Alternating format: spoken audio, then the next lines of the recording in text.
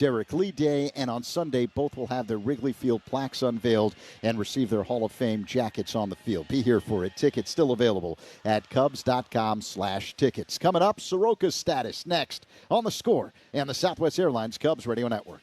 Cubs fans, Pete Crow Armstrong here. Pat and Ron call every game on the Chicago Cubs Radio Network. Struggling with plumbing problems? Plumbers 911 is your trusted solution with licensed plumbing professionals available 24/7 for any plumbing emergency. From repairs, leaks, sump pumps, and more, Plumbers 911 connects you with plumbers that do it right the first time. Call now at 1-833-PLUM-911. If you're looking for a community that's growing, yet still has that small-town charm, look to the village of New Lenox. With top-ranked Lincoln Way High Schools, first-rate health care at Silver Cross Hospital, and a high quality of life, New Lenox is hard to beat. In their family-friendly village commons, the community comes together for traditions such as concerts, movie nights, festivals, holidays, and more. New Lenox is a hometown with pride and possibilities. New Lenox, nothing short of extraordinary. Count on Sundays with the NFL on CBS and Paramount Plus all season long. Here we go! Starting with a Week 1 NFC North rivalry between the Lions and Packers. And he's in for a touchdown! Visit ParamountPlus.com/NFL to get started today. The Score is where Chicago comes to talk Bears, with Ben Johnson now at the helm. Will the Bears meet expectations in 2025? Listen to The Score and find out. There has been progress, but there's a long way to go. The great quarterbacks mentally can make those decisions to give their team the best chance to win. The head coach is kind of telling you he was not happy with what he saw. Our shows and team of experts are getting you ready for the start of the Bears season on Chicago Sports Radio 670 The Score, where Chicago comes to talk Bears football. When you're injured in a car crash, you need your lawyer to play offense. Insurance companies love to run out the clock while you're stuck with medical bills, lost wages, and severe injury. Don't settle for mediocrity. Don't tempt fates. Pick up the phone and call the 8s. Having fought the battles, we know how to get you across the goal line. We're here to help you overcome insurance companies' tactics and get the compensation you deserve. If you're hurt, hire a champion today. Don't hesitate. Call the 8s. 312-888-8888. Let's play ball with Tito's. Doritos para los atrevidos. Cocinar para toda la familia se siente así. La verdad, prefiero pedir pedidos ya. Folks, that right there is Decoy, the luckiest dog in the world. His owner is Shohei Ohtani, a myth of a man. A human who can do all this with a baseball is every dog's dream. 100-mile-an-hour fastballs, drool, 250-foot dingers, woof. He gets called a good boy in 2 entire countries. And I get Greg. I just hope all that fame doesn't go to his head. A lot of baseball fans have some familiarity with the T206 American Tobacco card set.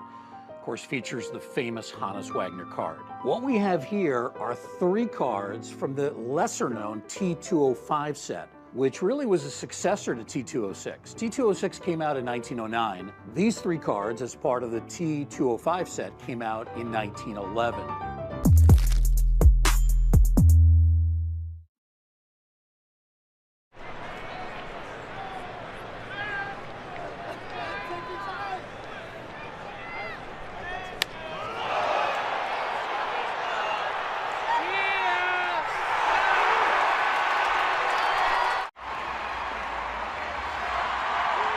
We supply the support your job needs with the level of service your business deserves. Streamline operations and get more done with the Home Depot. How pros get more done. Step up to the plate like a pro with the world's largest sports book at your fingertips. Circa Sports Illinois. It's sports betting the way it should be. With high app limits, low holds, exceptional customer service, and no bet fees. Other books may charge you just to get on the field. But with Circa Sports, you can swing away with every bet. Start betting like a pro from anywhere, anytime in Illinois. Download your new bookie today at circasports.com. Must be 21 or older. Gambling problem? Call 1-800-GAMBLER. The clearance event is going on now at American Sale. Save up to 70% on pools, patio sets, and more. The clearance event, only at American Sale. Bring the fun home. Anti-cruelty Chicago. Cubs Braves at Wrigley Field. This is the Cubs Radio pregame show, driven by your Chicagoland and Northwest Indiana Buick and GMC dealers. In our Cubs conversation, Carson Kelly was the man in the series opener. A 2-run shot in the 8th to tie the game, and then a walk-off single to win it in the 10th. So which one was cooler for Kelly? Can we do both? Or both options? So what's it like when you do both? I would say both. I mean, really, really cool. I mean, you dream about it as a kid. You get an opportunity to come up and, tie a game or but you know that in the back of your mind, but you're like, I'm just going to put together a good at-bat, and got a good pitch to hit, put a good swing on it, and it was great to tie it up. And then later on in the game, getting an opportunity to win it, again, just take your same at-bat, take a good at-bat, trust your process, and go out and deliver. Be honest, how tough is it to trust the process when you're not having success? And there was a while there where you weren't. You were trying to work out of it. Yeah, I mean, and that's why we play 162 games. You're not going to be locked in like with all your mechanics and the results are flowing at all times, right? And there's going to be ups and downs. And I think the general rule is to basically put yourself in the best position to succeed. So that's mentally, physically, taking care of all the drills, making sure everything's where you want it to be, and being vulnerable when you need to make adjustments. Do you know, just by watching yourself on video, where you need to improve when you're going through one of those tough stretches? It's taken a long time, but I feel like every year you just get a little bit closer. And what I mean by that is you start to understand how you are as a player, what kind of adjustments you need to make, and that's being vulnerable, trying different things. And the last couple of years, I mean, I had some injuries and been ups and downs, and really finding myself and what really works. And a lot of it is just being vulnerable and trying different things. You started the season like a house on fire.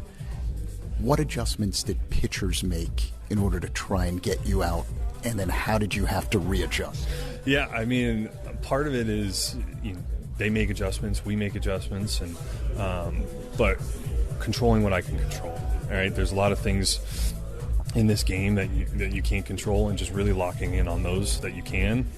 So when we're watching you, what does that mean? The process, the way I go up to the plate, the way I get into the box, the way I talk to myself, when maybe there's a close call and you're like, it may go against you, or how to reset and get back into that at bat. So, I mean, I spent a lot of time on the mental game on how to, put myself in the best position to succeed every single pitch. There was a while there where the whole team was kind of going through. Is that normal in baseball? Because you've been around, you've seen a whole bunch of different things. Is that normal, and why does that happen? Because hitting in baseball is contagious, right? When you see innings, a guy gets a leadoff hit and then maybe a stolen base and a bunt, and like you can just see it start to gain momentum. And baseball is a momentum-based thing, and just being locked in for those and understanding when those come to ride that wave and continue to just be there for the guy and just continue to move the line. The reason I ask is early on in the year, not just you, but the whole team was operating at an elite level offensively. Is it possible for this group to get back to that level again now in this final month of the regular season? I mean, anything's possible in this game. You've seen some crazy stuff in this game that happened, and a win like yesterday is a good momentum boost for us. And, we've played some good baseball, we've played some bad baseball, and that's why we play 162 games, and we're going to ride those waves. And but right now, all we can control is what we do today, and go out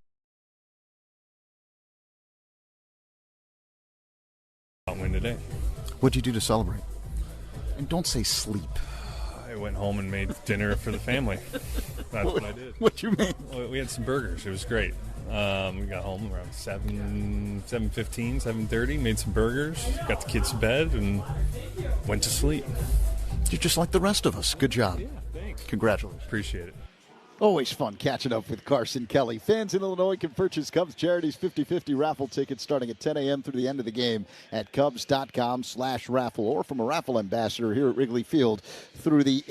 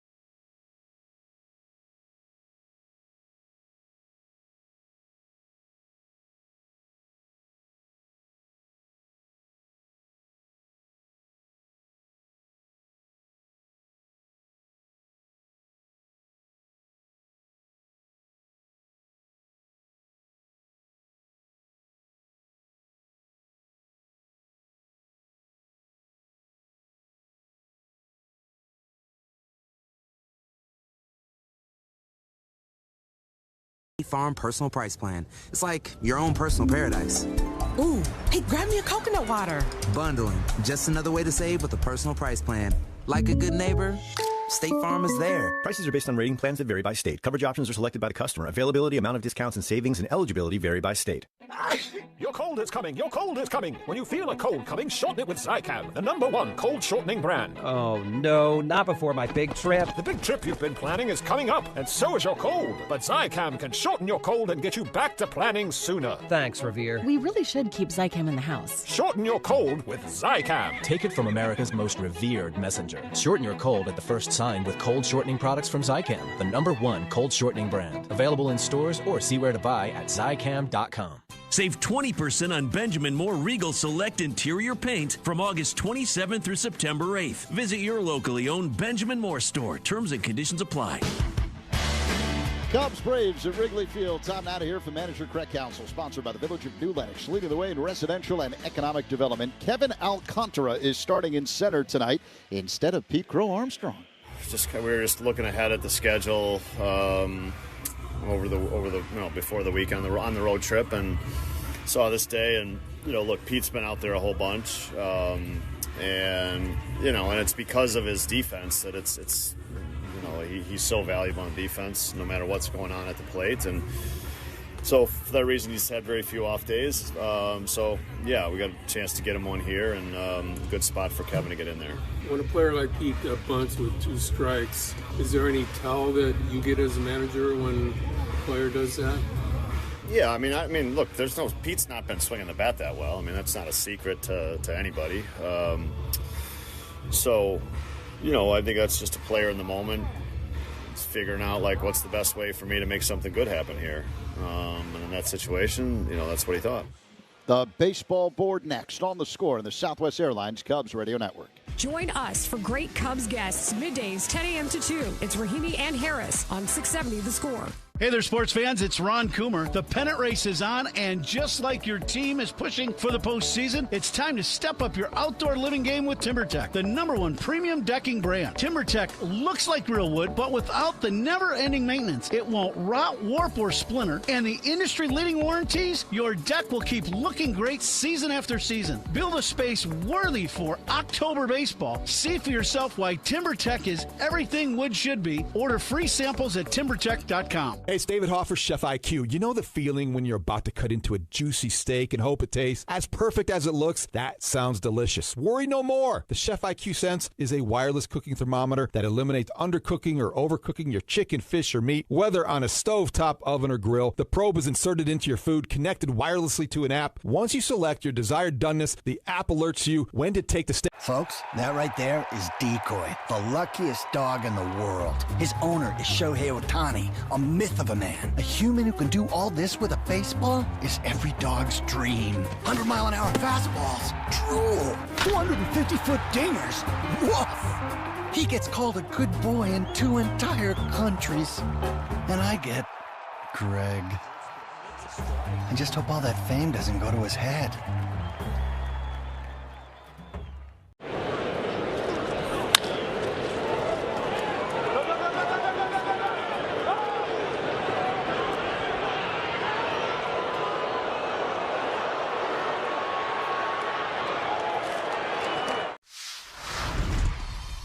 What is something that you snack on that you don't worry about? I love Uncrustables. I could eat like 10 of them in one sitting. And no regard for his body?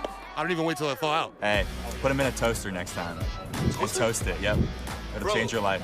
Yeah, just an incredible play by Riley Green. You're an all-star on the field and off, bro.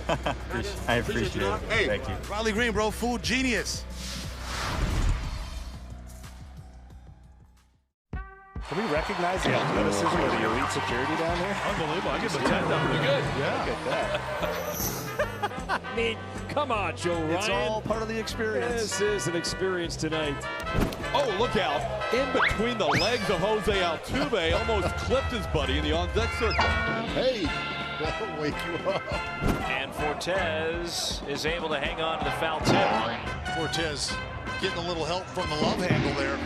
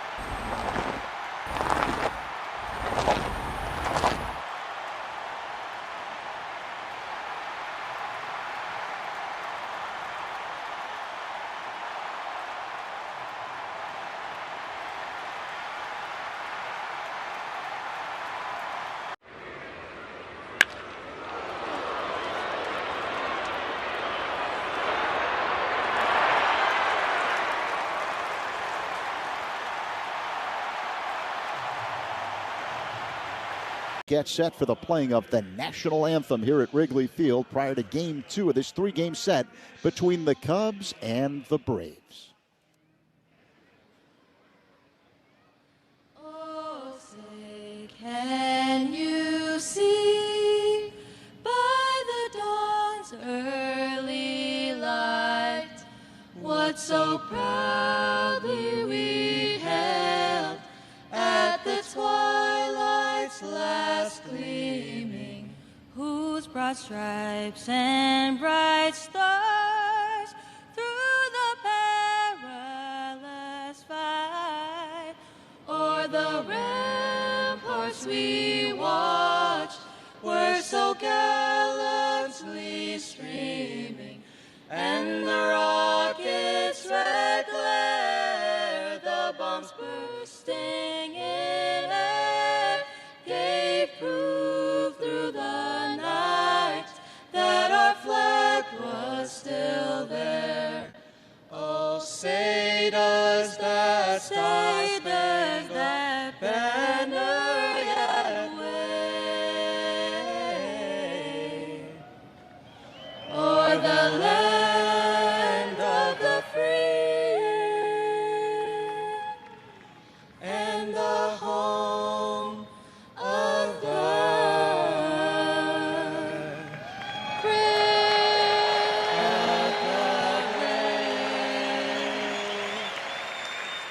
Heather, Shina, and Justin Thioliwan performing the national anthem here at Wrigley Field tonight. The national anthem sponsored by Patriot Pavement Maintenance, simplifying pavement maintenance for industrial, commercial, and educational clients. It's time for baseball at Wrigley Field.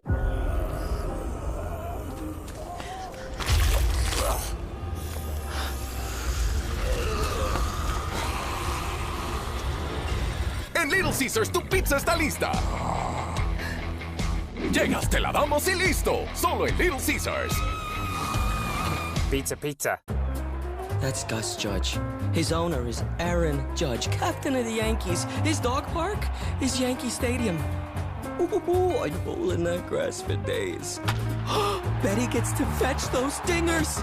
I'm sure Aaron chases him like that around the house. Aaron's also the nicest human ever. Just not to baseballs. My human, he eats shredded cheese by the handful. I hope Gus knows just how good he's got it. Hank Greenberg helped popularize the first baseman's mitt, holding a massive 13-inch pocketed glove. That was quickly banned, reducing the maximum size to 12 inches. Paul Richards also developed a black hole-sized catcher's mitt. This ginormous thing, measuring 42 inches in circumference, was known as Big Bertha, or the elephant, for its massive size. It was swiftly outlawed as well. And if you want a Cy Young, 73, 5, and 6, I've got an extra 5. And then it says, has worked as a TV commentator. You know, and I did start back in 1978. I did the Yankees and the Red Sox playing the one-game playoff. And ABC said if the Yankees win, Reggie will play, and then you'll go broadcast with Howard Cosell and Keith Jackson. And that's how I started my broadcast. And that's the Bucky Dent home run. So every time I see Bucky Dent, I go, thank you for making me a broadcaster.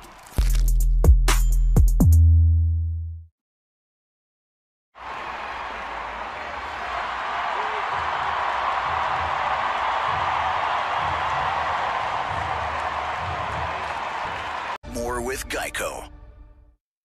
And now, Odyssey and 670 The Score bring you Chicago Cubs baseball on the Southwest Airlines Cubs Radio Network. Hey Chicago, this is Ian Happ. They set into right. Cubs win the ball game. Ian Happ, a game-winning single. It's Pete Crow Armstrong. Gone! 3-run homer, Pete Crow Armstrong. Hey, it's Kyle Tucker. Kyle drives one in the air to right field. That ball is gone. It's a 3-run homer. Yeah, this is what you came here for. Cubs game on the score. Chicago Cubs baseball is presented to you in part by Benny's Beverage Depot, Nissan, Benjamin Moore, Hefty Trash Bags, Arturo Tire, James Hardy Building Products, AARP, Sea Glass Wine, Volvo, Sloan, Xfinity. It's not a game, Illinois.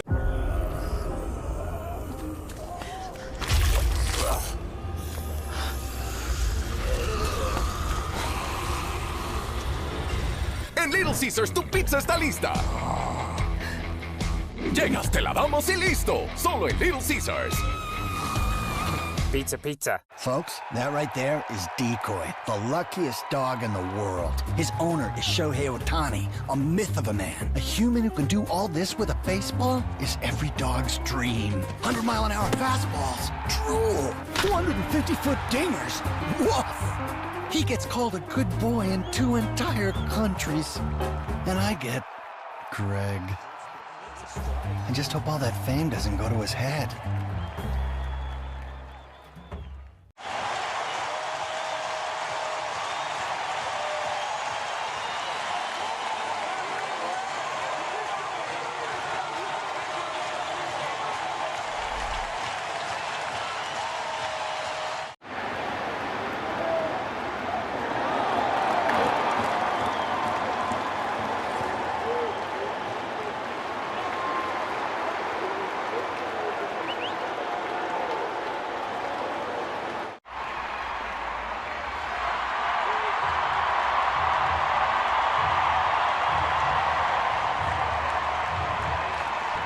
Tampa Bay roster is in the lineup tonight and playing shortstop. Ha-Sung Kim.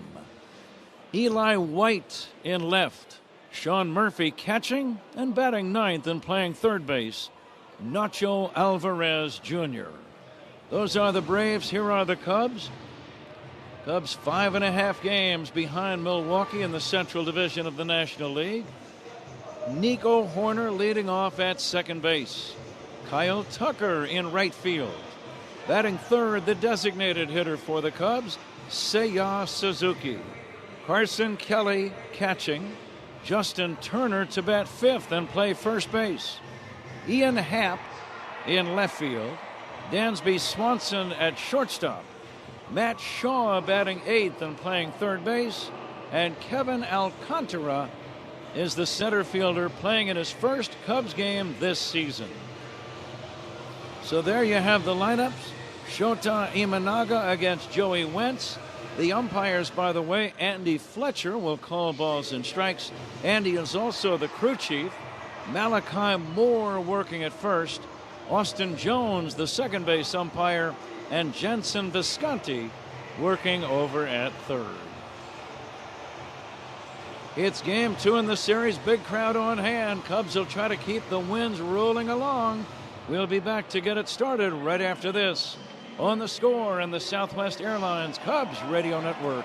Listen to every Cubs game right here on the Southwest Airlines Cubs Radio Network.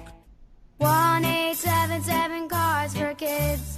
KARS Cards for Kids. Ready to get rid of that old car? Donate it to Cars for Kids. Call 1-877-CARS-FOR-KIDS to reach a friendly live agent. Donation's super easy, and your car can be picked up as soon as tomorrow. Call us now, 1-877-CARS-FOR-KIDS. 1-877-CARS-FOR-KIDS. Donate your car today. Did you know you can donate real estate too? Toyota's national sales event is on. Visit your local Toyota dealer and discover which Toyota is right for you. Hurry in now before it all ends. Toyota, let's go places.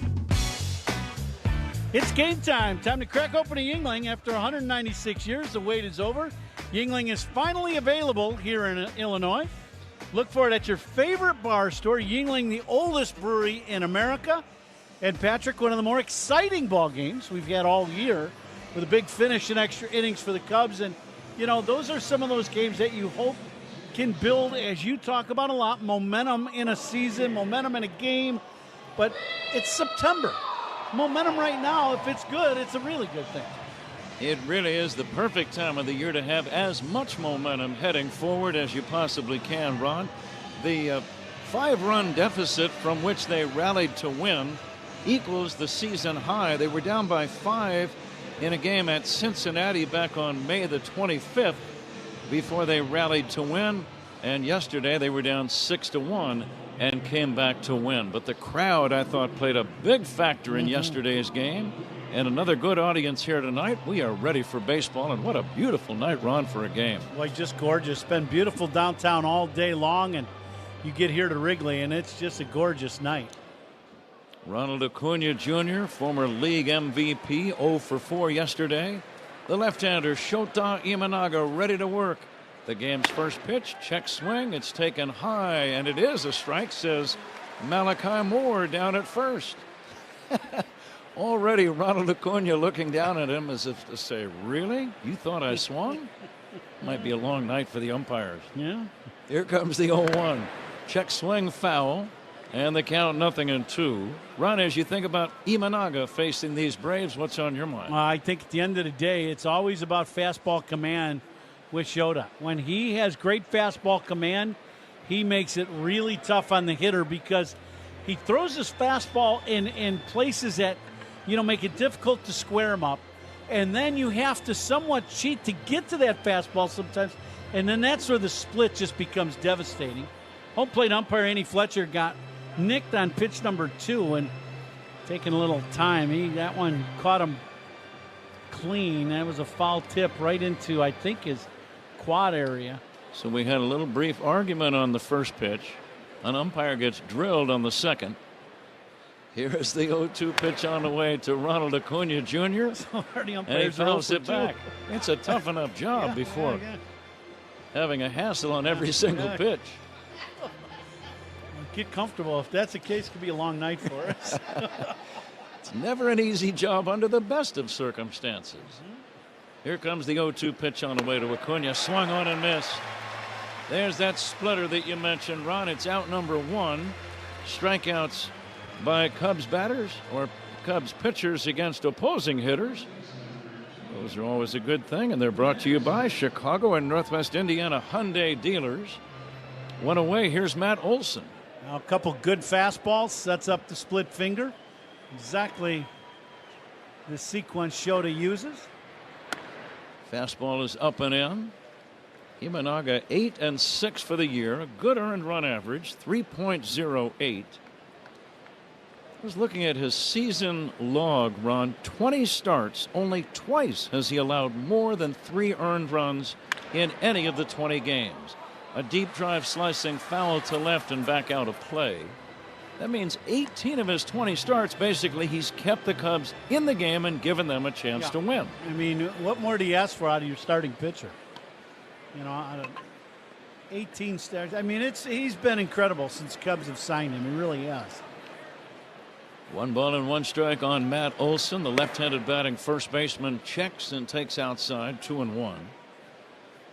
Game time temperature probably right around 70 degrees.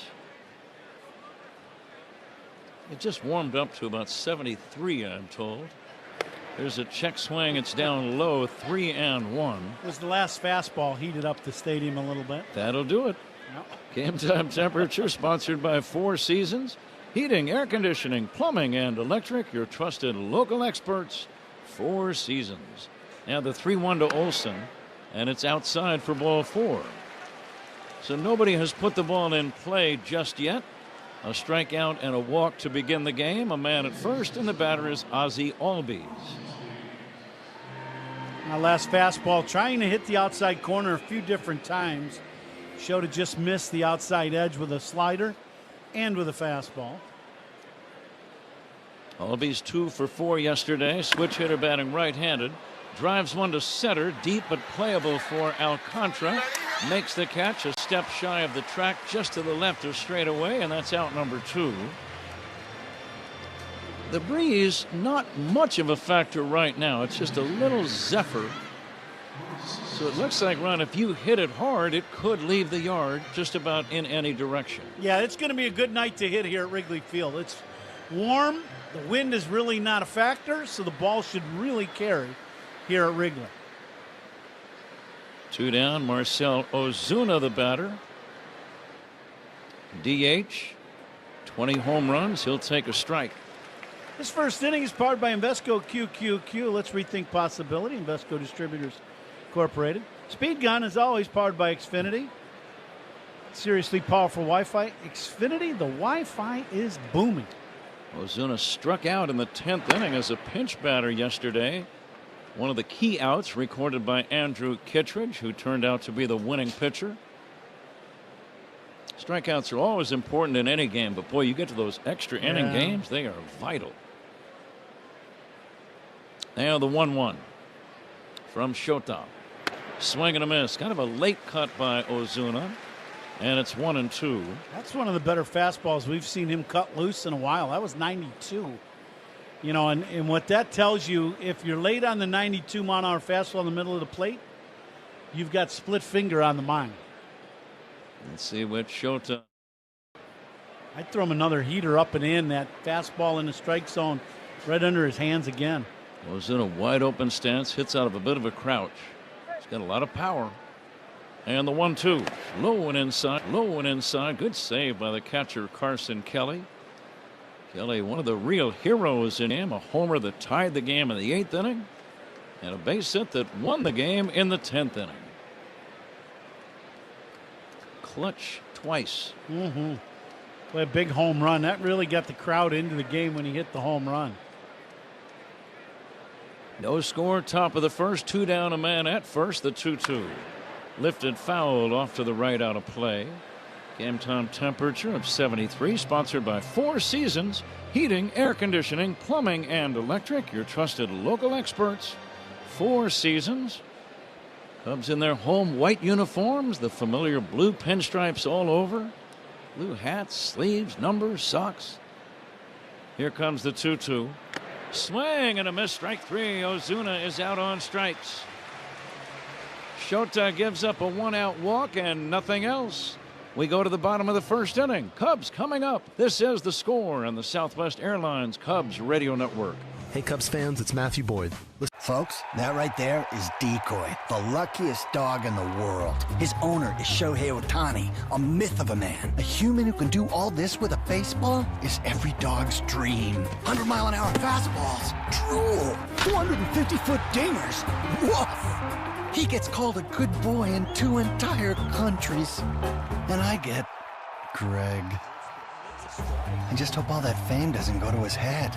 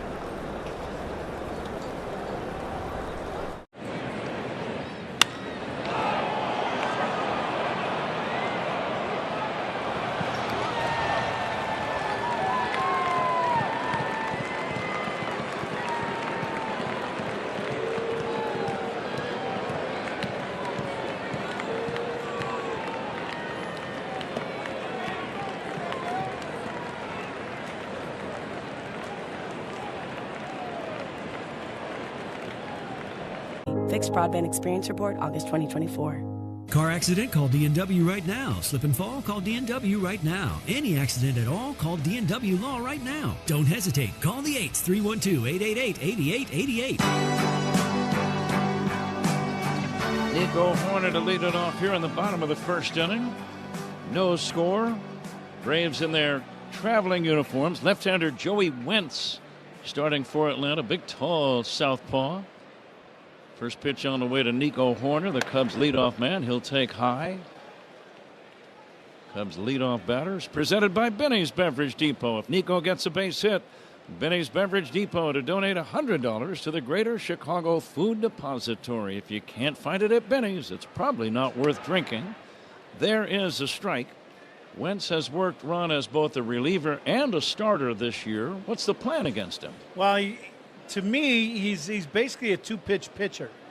They talk he's got a fastball, a curveball, a cutter, and a change.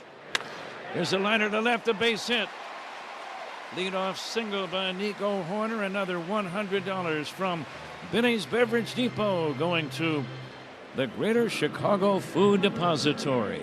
Good start. Yeah, very good start. That's that little slider or cutter inside, down and into Nico. He drops the head of the bat on it. But in watching film of Wentz today, he uses his changeup very, very seldom.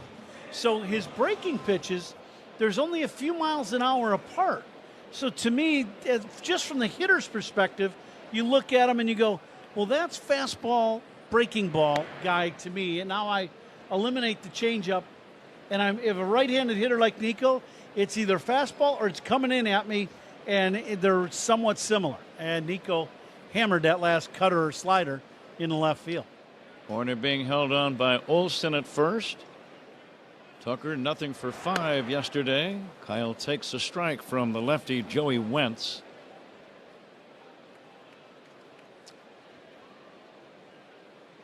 Braves in their traveling unis, the navy blue shirts, gray trousers. Navy blue and red stripe going down the side of the pants. Here comes the 1-1 to Tucker instead of toss to first. Braves have navy blue hats and red numbers on their backs. Uniform description sponsored by Benjamin Moore. On the field or the walls of your home, the right team and colors make all the difference. Official paint of the Chicago Cubs, Benjamin Moore. The pitch to Tucker, swinging a foul off to the left. Tucker nothing for 5 in the series opener. Those are a little easier to take when your team wins the game, but nobody ever wants to go 0 for 5, not at any level of this game. No, not at all. And I think Tuck knows he's trying to get back on track, and we're seeing signs of it at times. You know, he was in such a good run early in the season, and you know, I think, you know, when you start looking at October baseball, Cubs need him to be a major impact player if they're going to play deep in October. His defense has still been very solid out in right, but he has not hit in the second half the way he did in half number 1. Short lead by Horner, the pitch by Wentz. Swinging a bouncer to first, glove by Olson, go to second, 1, right back to first, and that's not in time. According to Malachi Moore, the throw pulled Olson up off the bag. That might be reviewed and challenged by Atlanta. We'll see. Now the throw, they have to throw around Nico, and throw is up, and I think Moore got the call right there. Not going to challenge, and Olson was just up in the air enough to where Nico got on the bag in time, or Tucker got on the bag in time. It's always an awkward play for a first baseman run when there's a throw up above your head. You got 2 goals. Catch the ball, but keep your foot on the bag. And you can't do both sometimes. As a first baseman, the golden rule, catch the ball. You got to get the ball. Catch the ball and then try to land on the bag before the runner does. There you go. Fielder's choice. 3-6, Tucker at first. No score, bottom of the first. Seiya Suzuki, the batter. Seiya 1 for 5 yesterday. Taps one slowly toward the second baseman, Albies. He'll step on the bag for the force. Slight collision between the runner Tucker and Albies. Both men are okay. Ha-Sung Kim playing his first game in an Atlanta uniform today. He was claimed off waivers by the Braves from Tampa, and according to the story that I read, Ron, he is guaranteed a salary for next year at about $16 million. Oh, wow. So it's a little bit of a gamble for Atlanta to claim him. Here's Carson Kelly swinging and missing. Suzuki safe on the fielder's choice at first. 2 down, no score, first inning. Kelly, Mr. Clutch yesterday. The pitch by Joey Wentz is outside for a ball. Good crowd, not a sellout. If you're in the area, you've got a few empty seats. Come on out and enjoy this beautiful weather. Cubs are in a pennant race. 5.5 behind Milwaukee. A number on the ground, foul toward first. In a scheduling peculiarity, Milwaukee is not playing tonight. They played yesterday against the Phillies at American Family Field. Tuesday, a scheduled day off, and they'll resume the series with the Phillies tomorrow. Yeah, very how about strange. that? Yeah.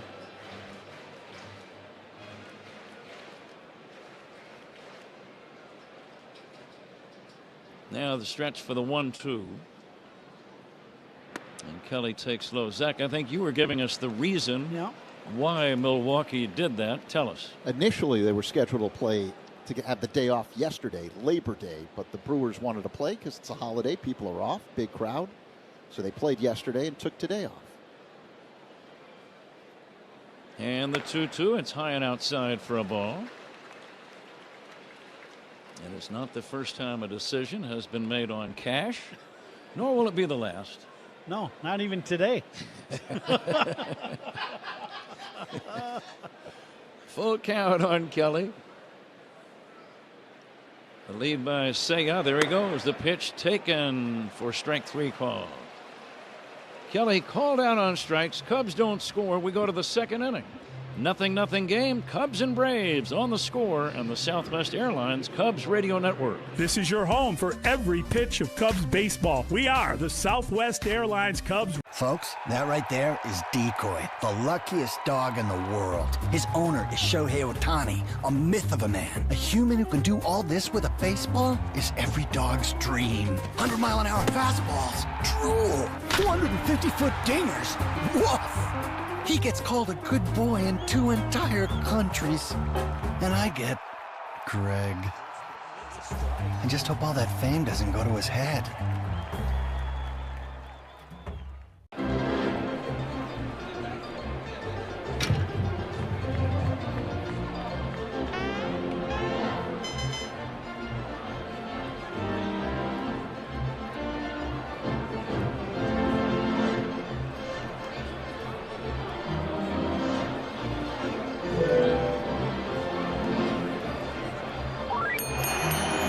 Had a compatible blood type. Today, my baby is healthy and full of life. Northwestern Medicine, better.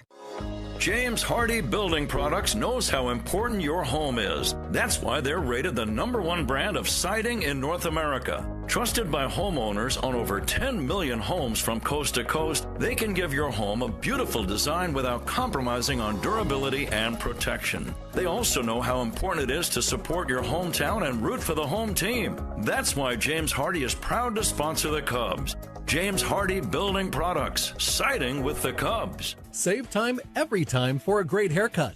Just download the Great Clips app or check in online at greatclips.com. Great Clips. It's gonna be great. Top 2 at Wrigley Field. Cubs and Braves scoreless. The second inning is brought to you by Seaglass Wines, official partner of the Cubs, bringing the California coast to you wherever you are. Pat? Pretty soon we're going to have a very special guest in our booth. First pitch to Michael Harris II. It brushes him back, a fastball high and inside. His helmet flew off. He dropped his bat. Kind of a dramatic looking play to start the inning. Harris had a big day yesterday. 2 for 5, drove in 4 with both a 2-run single and a 2-run double. And he's hitting in the 330s since the All-Star break. Very good fielder in center. Michael Harris II hits a ground ball to second base.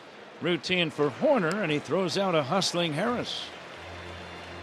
I like it when a guy hits a routine ground ball and hustles, and I mean really hustles to first.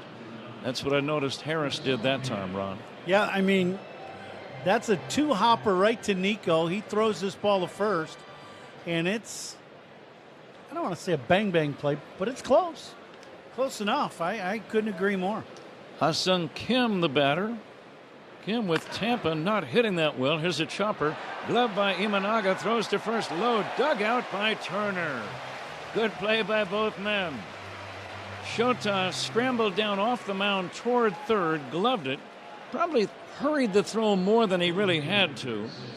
And his low throw backhanded on the short hop beautifully by Justin Turner. 2 down. Yeah, it's good athleticism to get over there to get that ball.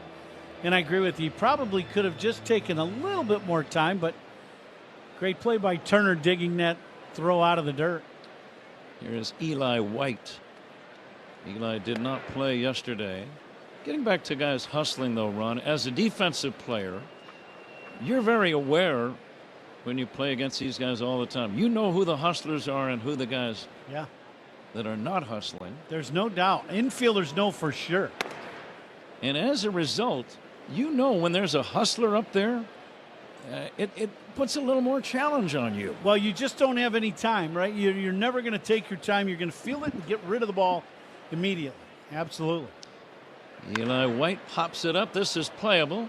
Left side of the infield for either Shaw or Swanson. It's the latter. Dansby slaps the leather on it to end the inning. 3 up, 3 down. Middle of inning number 2. 0-0 game. Cubs and Braves on the Score and the Southwest Airlines Cubs Radio Network. Hey, Cubs fans. It's Kate Horton. Listen to every game here on the Chicago Cubs Radio Network. Sloan has been providing restroom products at Wrigley Field for 111 years.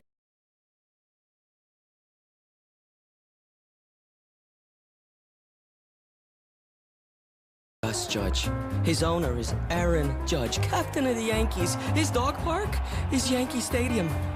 Ooh, I roll in that grass for days. Betty gets to fetch those dingers. I'm sure.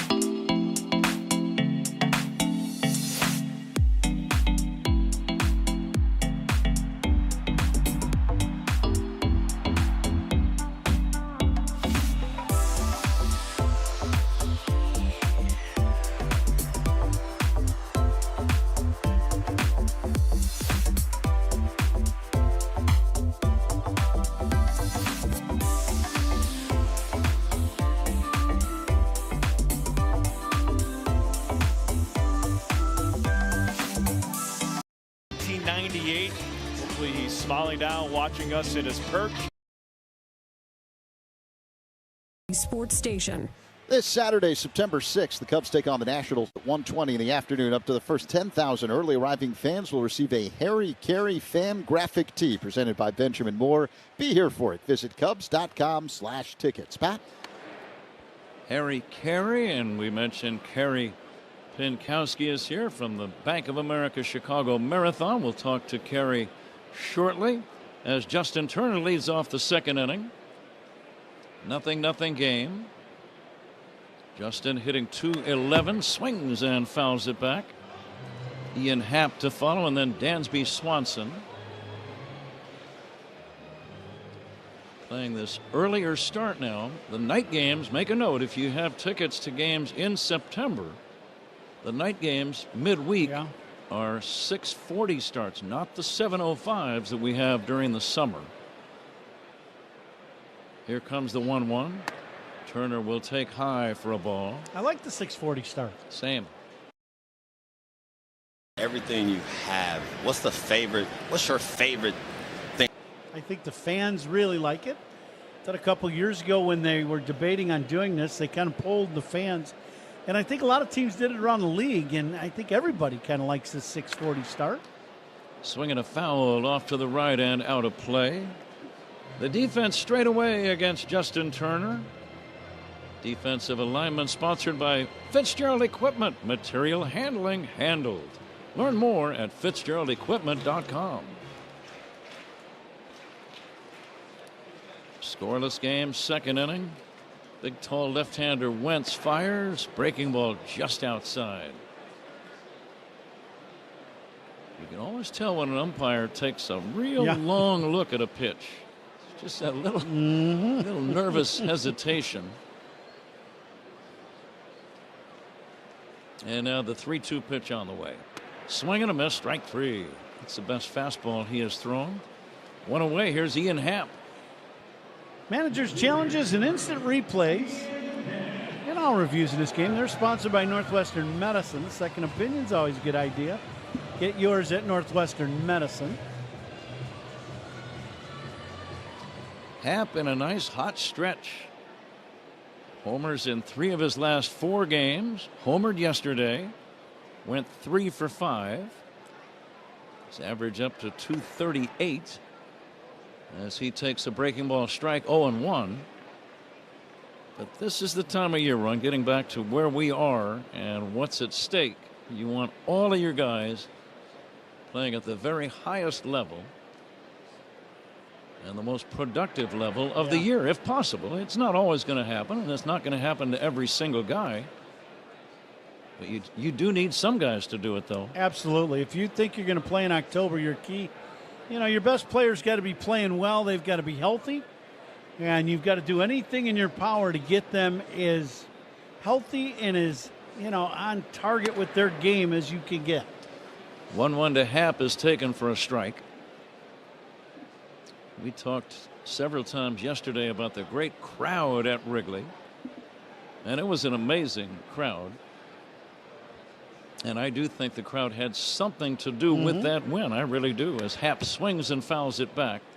Let me ask you this. I was thinking about that earlier.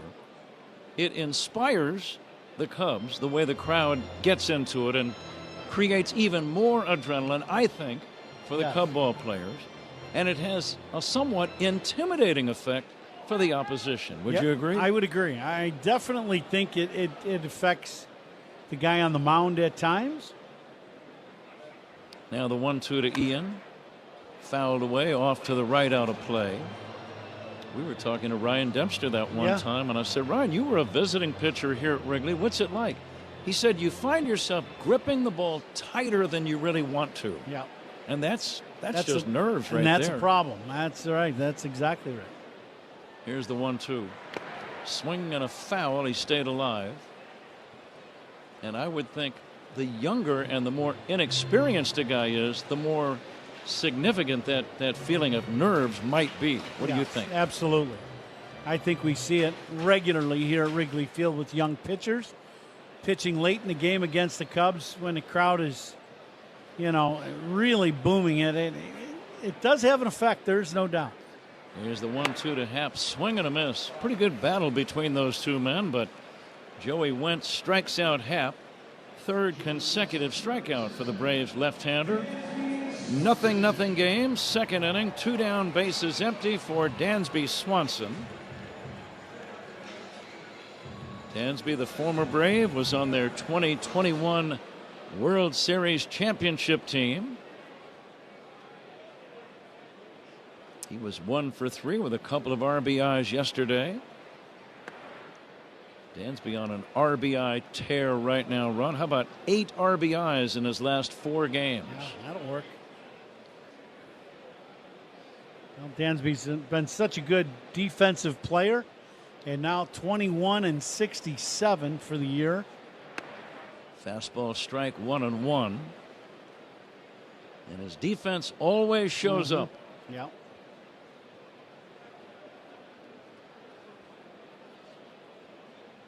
He's won Gold Gloves. He might win another one this year.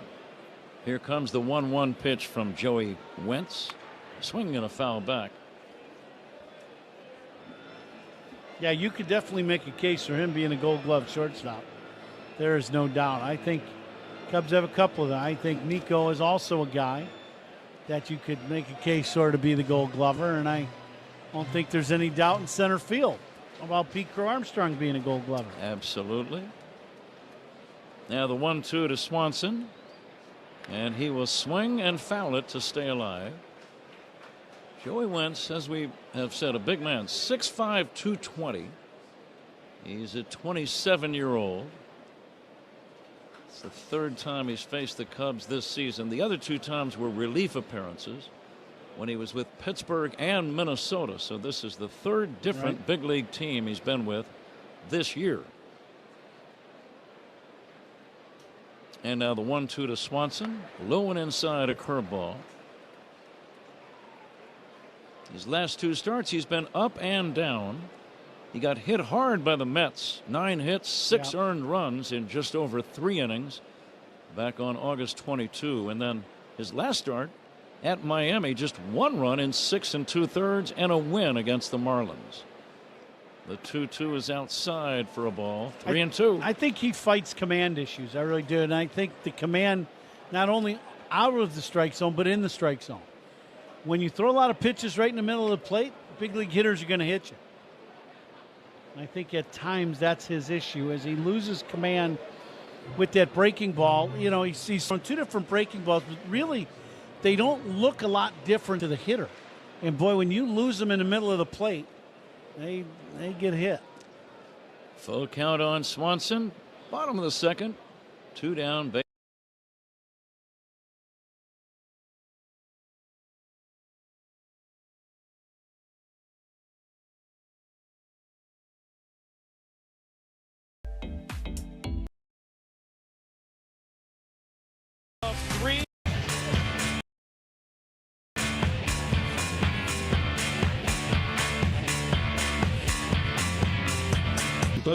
Talk with Spiegel and Holmes on your ride home. Afternoons 2 to 6 on The Score. Future You is their rapid rewards for their next vacation.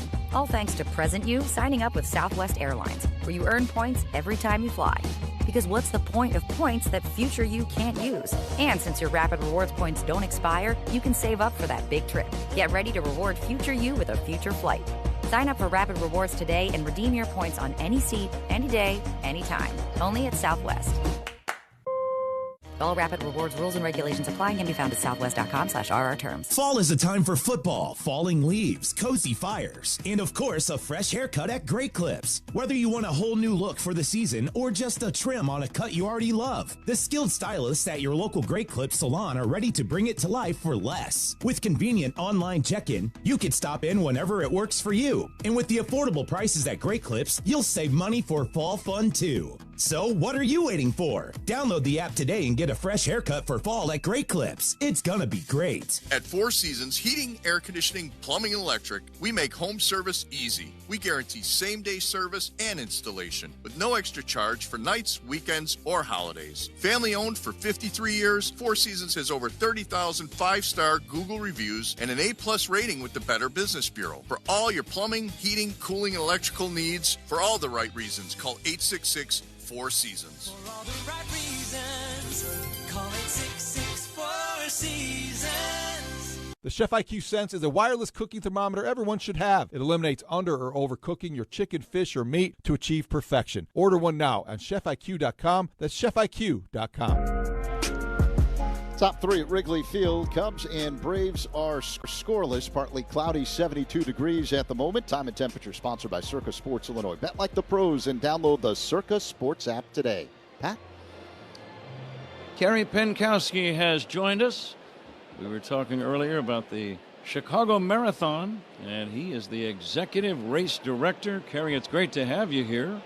And we'll talk about the marathon as we go through this third inning. Sean Murphy leads it off and takes high. Welcome to our booth. Well, it's always a pleasure. Thank you guys so much for having us up here. We enjoy this evening and looking forward to a great day Sunday, October 12th. You'd like to have a day like this for the marathon, wouldn't you? Maybe a little bit cooler.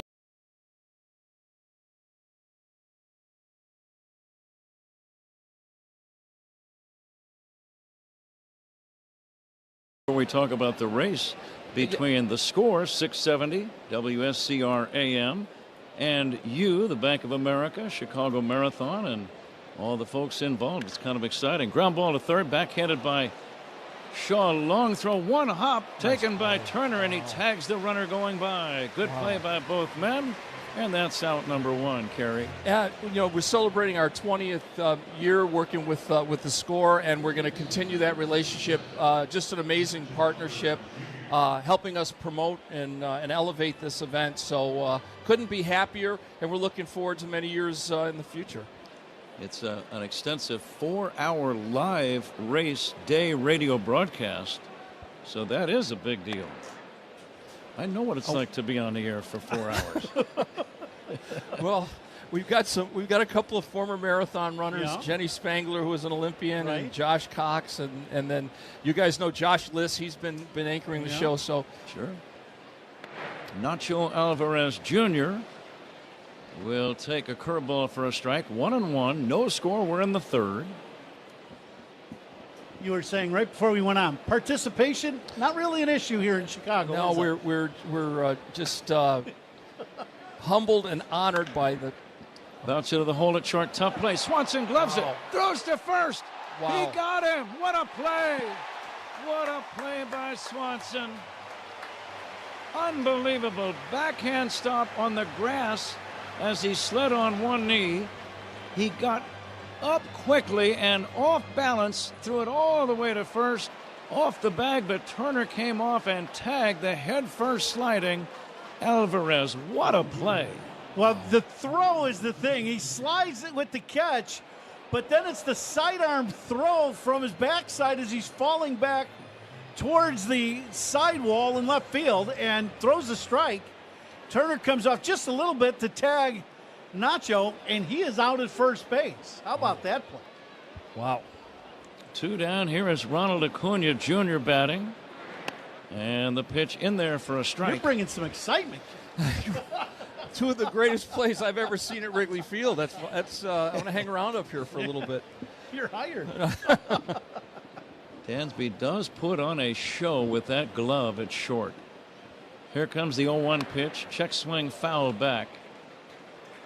Now, I played amateur ball, Ron. I've gone into the hole. When you look at first, you can't believe how long that throw is. You're looking around for a cutoff man is what you're doing. Well, that's a sidearm throw, too, from the outfield grass in the hole. It's really the toughest play an infielder has to make or the shortstop has to make. Here's the pitch high, but the Bank of America Chicago Marathon is a member of the Abbott World Marathon Majors. And a live broadcast right here on The Score. 100 countries are represented, all 50 states. Swinging a fly ball deep left center. That is back toward the wall, and waiting and making the catch is Alcantara. Inning over. On a different day or night, that ball might have sailed out of here. We're going to continue with Kerry Penkowski in a minute. 3 up, 3 down, thanks to some great defense by Swanson. Take a hack at guessing which baseball player or manager said the following. I really don't know what to say. I'm just so happy I gave something these people cheer. We all did. I mean, it was a great game. Both teams played incredible. It was a great game. That's Mike Piazza after he hit an 8th inning go-ahead home run in the first New York Mets home game after 9/11. Hear moments like this and more on the MLB app and MLB.com. Let's see if you can figure out the following baseball slang term. Today's phrase is Oppo Taco. Do you know what it means?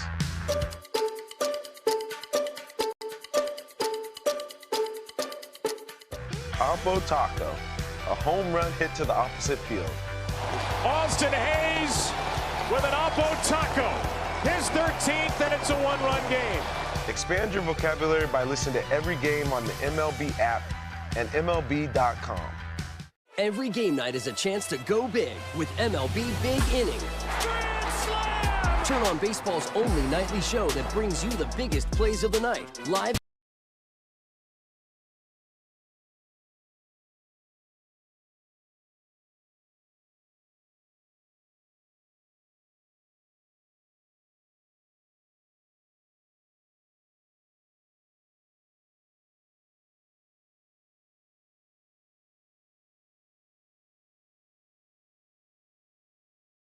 Commercial free. Strikes him out. No one stacks more clutch.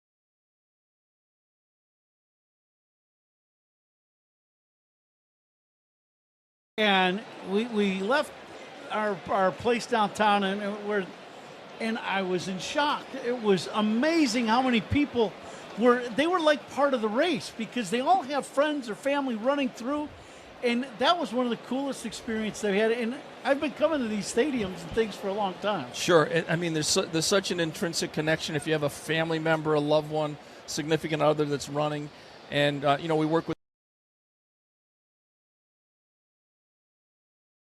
the CTA here, and they you can move around and get to different locations. So that's a big exciting aspect of the event. And about 24% of our participants have never been to Chicago before. Wow. So it's a great opportunity for them to discover this great city. Another thing the marathon does, and I know you deserve a lot of the credit for this, Kerry, is the assisting of raising millions of dollars for charitable causes. And the economic impact for the city of Chicago is astronomical, over $500 million annually. Here comes the 2-2 to Shaw. It's taken down low and outside, but charities play a big role in the marathon. One of the pillars last year, we set a record. We raised over $36 million race morning. That's great. We're trending way ahead of that this year. So we have over 200 charities that participate, and our partners in the hospitality and restaurant industry are big partners with ours. Pop up toward first base. It'll be an easy catch for Olsen as Shaw is retired. One away, no score, bottom of the third. The restaurant's got to love it. The carb load before the marathon. A lot of pasta, exactly. We see it. The city gets inundated with all the racers, and so we see it in downtown. And you always know, all the Italian restaurants and all the pasta joints packed full of racers. We do record amounts of pasta. For sure. Here's a swing and a miss by Kevin Alcantara, having his first at-bat of the year. And I'm not racing, and I join him. Exactly. We need, the friends and family, they do a lot. Yeah. They're a big part of that. And the winning time is always incredible to me. Line drive, base hit to right. Welcome to the big leagues this season, Kevin Alcantara, his first at-bat.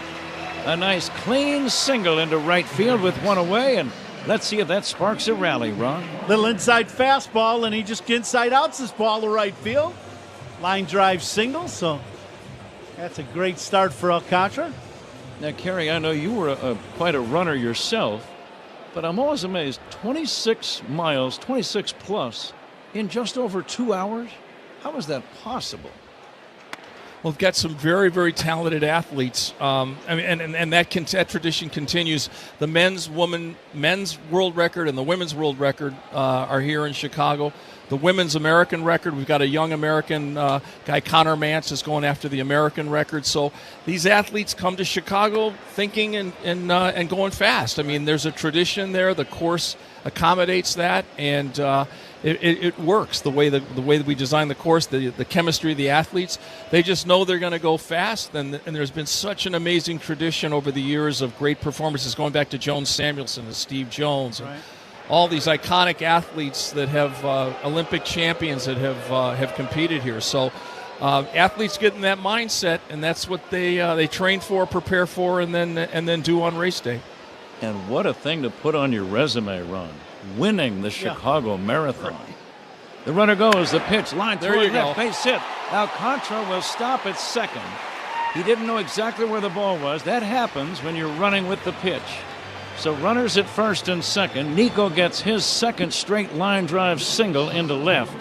2 men on, 1 away, and Kyle Tucker, the batter.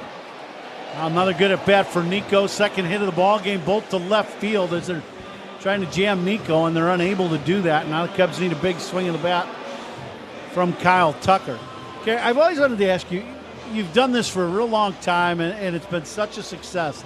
But on race day, what is your favorite thing about race day as you go into this? At that point in time, we have such an amazing staff. Right. The city is such an amazing partner. The departments, the police, fire department, the park district, everybody.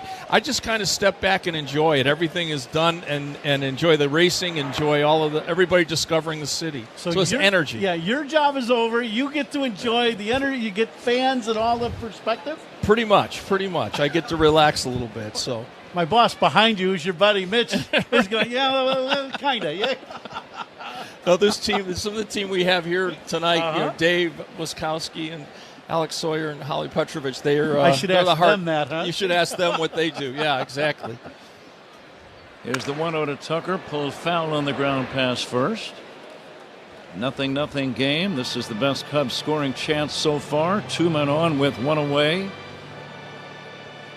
It's always amazing you get to this point of the season and time just is like a jet plane. All of a sudden we're in September and the marathon is just over a month away. It's amazing. Absolutely amazing.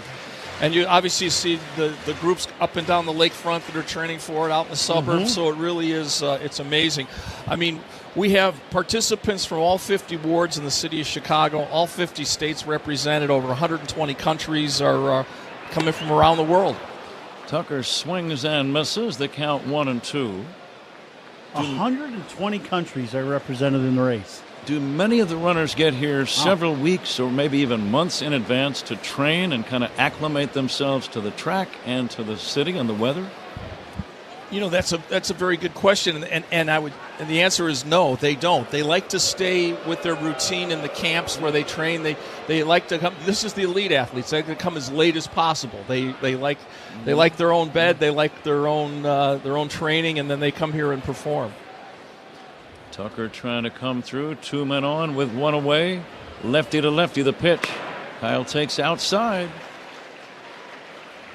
Laid off a tough pitch, Ron. Yeah, he did. That's a good breaking ball down and away that he took.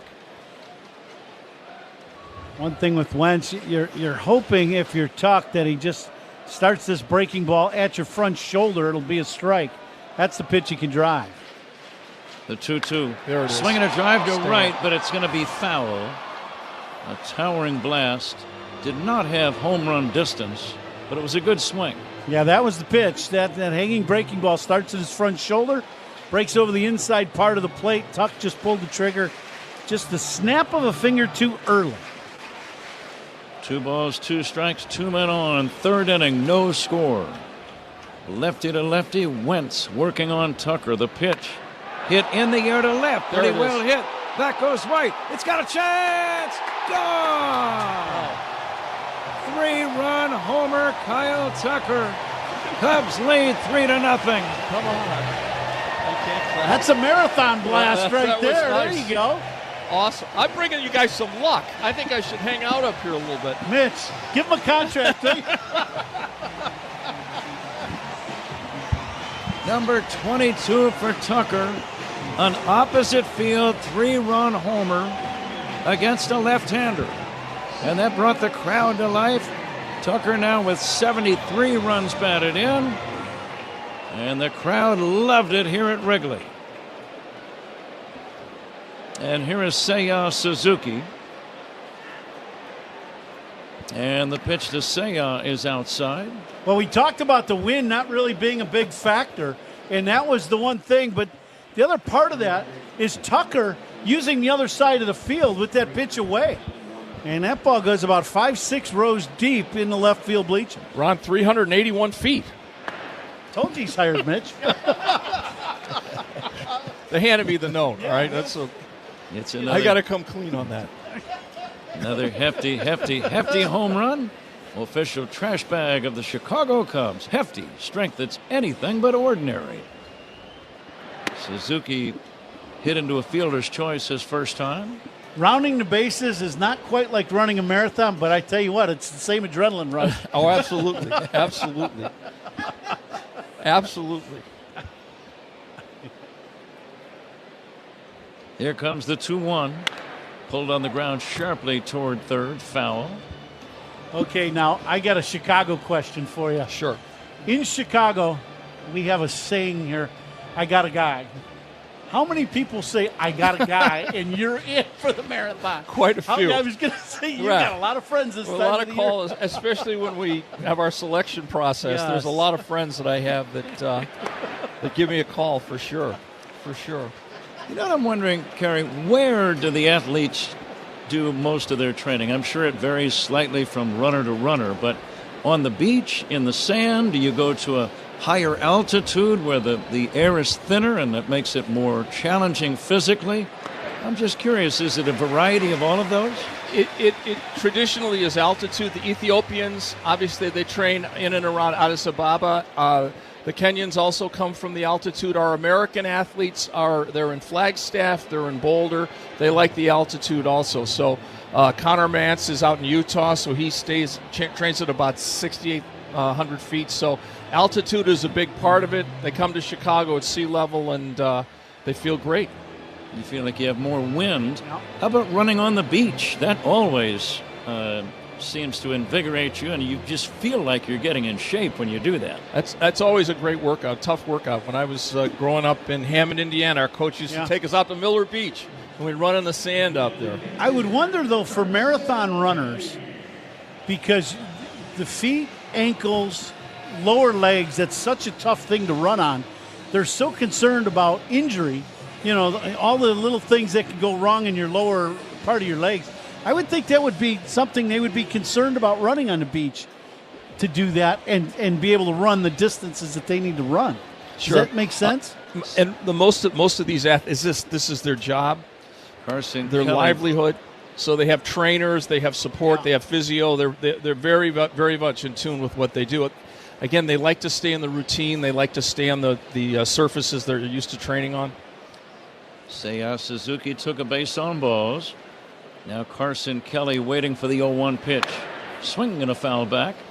And I'm looking here, Bank of America. How long have you been connected with the Bank of America? This is our 15th year as title sponsor. I mean, the corporate community of Chicago, unbelievable. Abbott is also a big sponsor of ours.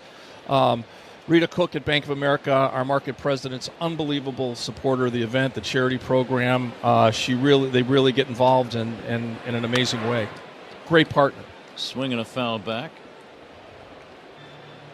Karyab's chuckling, thinking about the one-day-a-year event aspect. I remember Bert Parks used to host, I think, the Miss America pageant, and Johnny Carson would always make jokes about, what do you do the other 364 days of the year? Now, I know you are working a lot harder than just that one day. Yeah, it's a year-long planning cycle. If you think about all the moving parts that play an active role in it, it starts at the street level, with construction and working with the city engineers, all different aspects of it, travel, communicating with other venues, other events. Deep drive to left, down the line, hooking, and that ball is going to go foul. It had home run distance, but fouled by about 10 feet. Some of the things we work on were 2-3 years down the road, so just about every city agency is involved in one way or another, working with our hospitality partners, city planning, police, all the aspects that go into it, our international tour groups. So it's a full-time job. Full-time and undoubtedly a lot of final details. Here comes the stretch for the 1-2. Kelly swings and misses. That's out number 2. No matter how much preparation you do and how many people are involved, there are always going to be things at the last minute that need to be taken care of right now. Yeah, absolutely. And that's what these guys in the back here. Yeah, that's their job. Tag, you're it? This team here. No, we've got an amazing team that our operations guys, our medical team, Dr. Champus, everyone that plays a role. It's an amazing ecosystem that really comes to life. And it's a celebration of humanity. We have individuals. We have some of the greatest athletes in the world up front. We have people that may be running their first marathon, running for charity, maybe have overcome some health challenges. Right. So there's so many different stories. It really is, for me, I live a charmed life to work on this event. Turner dribbles one toward first and foul. And to be associated with so many great partners in a great city that we do. Obviously the charity program and all of the partners that we do, the great work that happens in the city. So, last year we had an individual, a good friend of ours, Carl Allegretti, set a record for raising funds. He did an amazing job. We've got so many people that are out there just helping and supporting the philanthropic side of what we do. Well, I've had some friends come into Chicago to run in your race over the years while I've been broadcasting here with the Cubs, and they said that it's an experience that they'll never forget. Turner takes high 1-2. And just how well you take care of the racers, he said, and they've been to all the races, all your races, and they travel around, but this is unique. It's really, really something special. October 12 is the date. Here's a little pop fly shallow right. That ball is going to fall for a base hit. Racing to third is Suzuki on a single by Justin Turner. A little parachute that just fell into shallow right field. I don't know about marathons, but you certainly can bring a rally. I tell you that, yeah. We're having a great evening here. Yeah. This is something else. I'm what are you doing tomorrow night? I'm standing in a lucky spot. For sure. Cubs with 3 runs in on the home run by Kyle Tucker. Now men at first and third, 2 down. A long inning for Joey Wentz, probably around 30 to 35 pitches in this one inning alone, Ron, and that starts to take a toll. Yeah, he's at 69 pitches now here, and we're in the bottom of the third. Ian Happ, the batter, hitting right-handed. Struck out his first time. There is a strike. Here's where the Cubs need a big swing in the bat from Ian. You do some damage here, and you can really get yourself a little separation in this game between the Cubs and the Braves.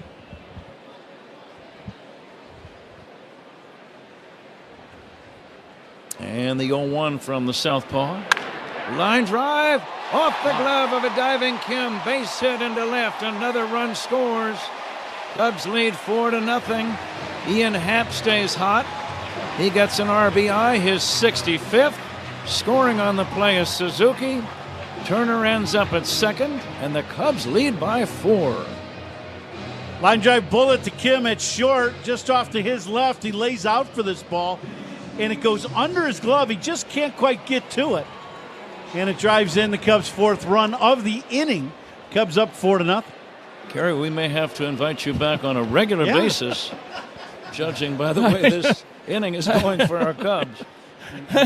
They're just going to bring us something to eat. That's good. Dinner tomorrow, 5:45 tomorrow, and game time 6:40.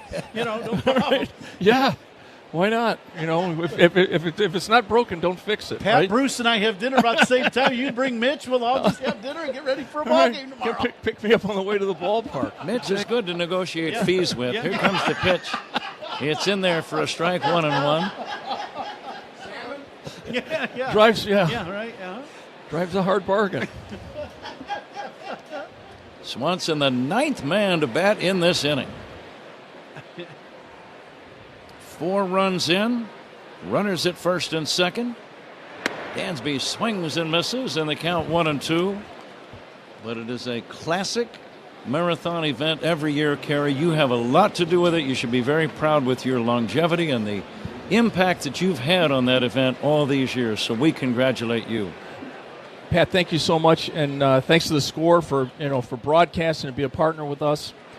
Big part of our success, and we're looking forward to many years. And thanks for talking about us and making the event that it is. And Ron, thanks for coming out race morning and cheering and doing all those things. So if your guys aren't around, you can listen to the award-winning wire-to-wire broadcast on AM 670. We will be out to watch the event. There's no doubt about it. Absolutely. Swanson swings and misses. Thank you That's for the going to hats, end the inning. We'll see you guys. Thank Kerry, you so much. Thank you. Thank you. Thanks to Kerry Pinkowski, Executive Director of the Chicago Marathon. We go to inning number 4. It's the Cubs 4 and the Braves nothing. This is The Score on the Southwest Airlines Cubs Radio Network. Great Cubs guests all season long. Rahimi and Harris, middays 10 a.m. to 2 on The Score. Here's a club you want to get into. Club Sitco, the super easy app that opens the door to great... Take a hack at guessing which baseball player or manager said the following. I really don't know what to say. I'm just so happy I gave something these people cheer. We all did. I mean, it was a great game. Both teams played incredible. It was a great game. That's Mike Piazza after he hit an 8th inning go-ahead home run in the first New York Mets home game after 9/11. Hear moments like this and more on the MLB app and MLB.com. Let's see if you can figure out the following baseball slang term. Today's phrase is Oppo Taco. Do you know what it means?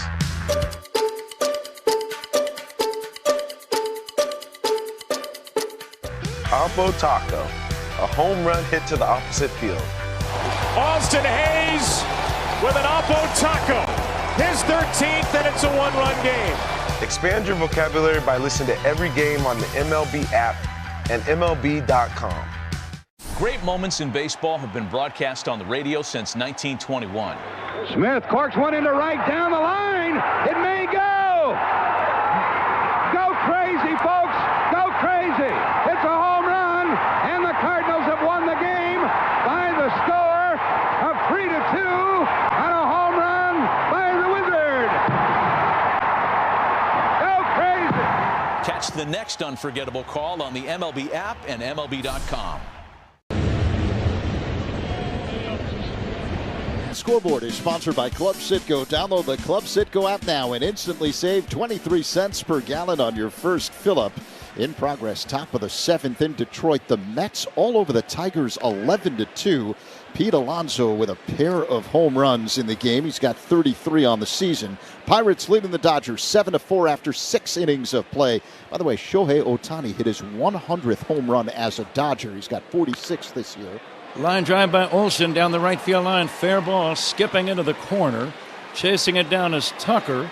Olsen around second. He's going for 3, and he's going to have a standing triple to begin the Braves' 4th inning. Lefty against lefty. He pulled one right over the head of Turner. Fair by about 5 feet. You know it was going to be an extra base knock. Question was double or triple, and the latter turned out to be the case. Yeah, this ball is a breaking ball, and he stays on it. Tuck was playing way around towards right center field, and that ball not only goes into corner, but then it hits into the ivy and just barely trickles out. So Tucker had to go all the way into the corner to get to that ball, so it's an easy triple for Olsen. Cubs keep the infield back. Cubs lead 4-0. Ozzie Albies the batter. Swings away and fouls it away. And we're coming to you live all season long from the Invesco QQQ broadcast booth. Proud ETF partner of the Chicago Cubs. Olsen, big, tall first baseman, takes his lead at third. That is his first triple of the year. Here's a pitch that gets away, and it's going to be a wild pitch, and a run comes in to score. Olsen scores. A breaking ball down in the dirt. It bounced away from Kelly. And by the time Carson could track it down, Olsen was almost to home plate. That's a wild pitch all the way. And it's a 4-1 ball game. Yeah, a little splitter in the dirt inside to Albies, and it's always tough for the catcher. They set up on one knee now. That's kind of the new way of doing things, but I always feel like on that knee side that they're kneeled on, it's tough to move that way if the ball is thrown to that spot, and that's exactly what happened. Albies with a count of 2-1. And now Imanaga delivers 2-1. Albies takes high for a ball. Guys in the middle of the order, they make their living on RBIs. Ozzie might have had mixed feelings about that pitch with nobody out and a man at third getting away from the catcher. Hey, that's my RBI there, man. Just stay over there. I'll knock you in. Now the 3-1 to Albies. Pop fly foul off to the right, out of play. I wanted our audience to be aware that Ron Coomer is now part of Cameo. Cameo.com is the website. And I think most people are familiar with Cameo, but I've been with them for about, 3 or 4 years now. And I love doing these. They are little videos that you send to the public. Deep drive to left down the line in the corner. That's going to be a home run. A line drive home run by Ozzie Albies. And the Braves are getting back in the game. It's now 4-2. Albies, as a right-handed batter, hit a line drive right down the left field line, his 14th of the year. Yeah, and this ball, I was expecting this ball to come down and be like, bounce into the wall. And it just doesn't come down. It just sails over the wall, down the line, and hits over the video board right down the left field line. So a line drive bolt off the bat of Albies. Albies' 62nd RBI, and the Cub lead, which was 4-0 when the inning started, is now 4-2. Still nobody out. And the home plate umpire, Andy Fletcher, walking out to see about the pitch comm device of Shota while they get that taken care of. Cameo it's a fun thing. It really is. It allows the public at large to go to Cameo.com and search for whatever celebrity or athlete or public figure that you would like to receive a personal video from. And it's been great fun for me, Ron, just to contact and connect with Cub fans. I would say about 99% of the people who've contacted me are Cub fans, and that makes it fun. They want to talk a little Cubs baseball, and many times it's about wishing a relative happy birthday or happy graduation, or there's a wedding coming up, or somebody retires after 40 years as a doctor or whatever, and they would like you, the so-called celebrity, to wish this person congratulations and maybe talk a little Cubs baseball. I think the length of the video varies from person to person, but I like to give them a couple of minutes at least, usually 2 or 3, and have fun with it. Well, you've talked about it for the last few years and really enjoyed it, so, that's why I appreciate the people from Cameo inviting me to come aboard and do it, so I'm looking very much forward to getting started. So if you'd like Ron Coomer to send you a happy birthday or congratulations on a graduation or a brand new job or whatever it is, go to Cameo.com and just search Ron Coomer. You could put Coom Dog, but I don't think that would get you where you want to go. Go to Ron Coomer, and he's now available on Cameo. And so is Pat. So no Pat Hughes either, just Pat Hughes. Here comes the 2-2, lined off the glove of a diving Shaw. Fair ball. It's going to be a single. Shaw dove. What his dive did, Ron, it prevented a double. So that was a good dive for him. Had he not touched it, it's 2 bases. Yeah, this ball's hit sharply, and he gets that first hop on a topspin smash, hits the dirt about 10 feet in front of him. So to just get glove on it is a very good play, but it does save 90 feet because if that ball goes past him, it's definitely going to be a double. Now lefty to lefty. Michael Harris II grounded out his first time.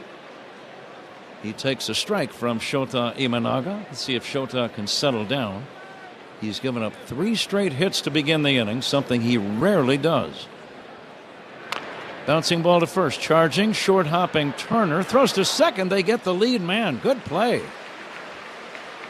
You can tell Turner's played some first base when he makes a play like that. Yeah, and he's used to throwing, as a longtime third baseman, you catch these ground balls and you're just accustomed to wheeling and firing, and so him making that what looked like an awkward play with all the years of experience he has, he just gets it and fires the second base, makes a very nice play. 1 out, 1 on. Cubs 4, Braves 2. Ha-Sung Kim, the batter. And Kim will take inside. Again, he's playing his first game in a Braves uniform. And he will be with them through next year, at least contractually. He could be traded, I guess. But they claimed him off the Tampa roster yesterday after the game. All kinds of waiver rules. Too complicated to try to explain here, but basically if you claim him, he's yours. Yep. And you owe whatever his contract calls for. Throw to first, they've got him picked off. Harris being in a rundown and now tagged out by Justin Turner. Lightning quick move by Shota Imanaga, and he's very crafty and deceptive with his pickoff throws, Ron. Yeah, it's an excellent pickoff move. He showed a high leg kick once, thrown over, and then he just goes with kind of a slide step pickoff move, and Wasn't even close. Harris was going the other direction. He was going towards second base, and the ball was going in Turner's glove. So very nice move by Imanaga to get the second out. 2 down, nobody on. Ha-Sung Kim, the batter, waiting for the 1-0. And the pitch on the way. Taken high. The Cubs, last time I checked, they were right near the top in picking off runners in all of baseball. So it's a high priority, and that's a weapon. Yeah, if you can eliminate base runners in close games. Bouncing ball to short, glove by Swanson. Glove spins, throws, gets him. Another dazzling play by Dansby. He went up the middle, gloved it, did a full 360, and then fired to first to get his man. He is putting on a show at shortstop. Dansby Swanson. We go to the bottom of the 4th inning as the Braves score twice. Let's see if you can figure out the following baseball slang term. Today's phrase is Oppo Taco. Do you know what it means?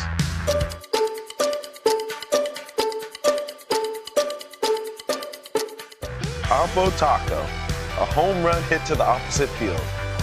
Austin Hayes with an Oppo Taco. His 13th, and it's a 1-run game. Expand your vocabulary by listening to every game on the MLB app and MLB.com. Take a hack at guessing which baseball player or manager said the following.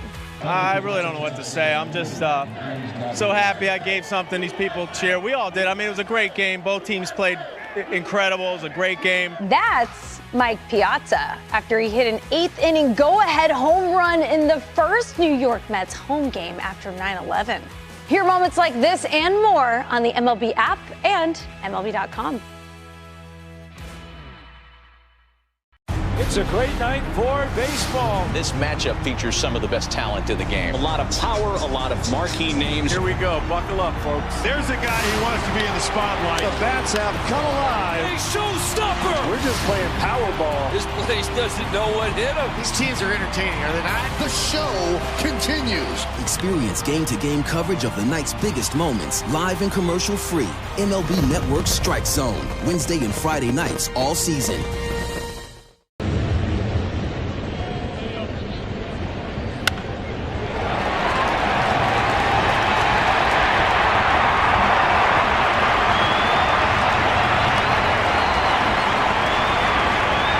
Resist rips, tears, and leaks. Strength that's anything but ordinary. Hefty, hefty, hefty.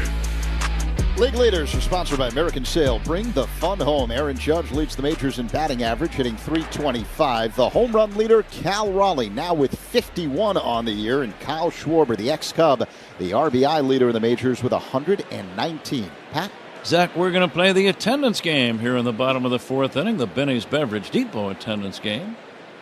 Matt Shaw leads it off, swings and misses, in the count 1-1. Cubs 4, Braves 2. Beautiful night at Wrigley. The wind has died down. The flag's just hanging. It's right around 70 degrees, probably. Just ideal. I wouldn't mind a night like this 365 days a year. Boy, isn't that the truth? It's just gorgeous here at Wrigley tonight. Since I live here year-round, I doubt that that's going to happen anytime soon. Well, if you can get it to happen, though, it'll be a story. I'll tell you that. I've lived here all my life. That'd be something. Shaw takes strike 2 called.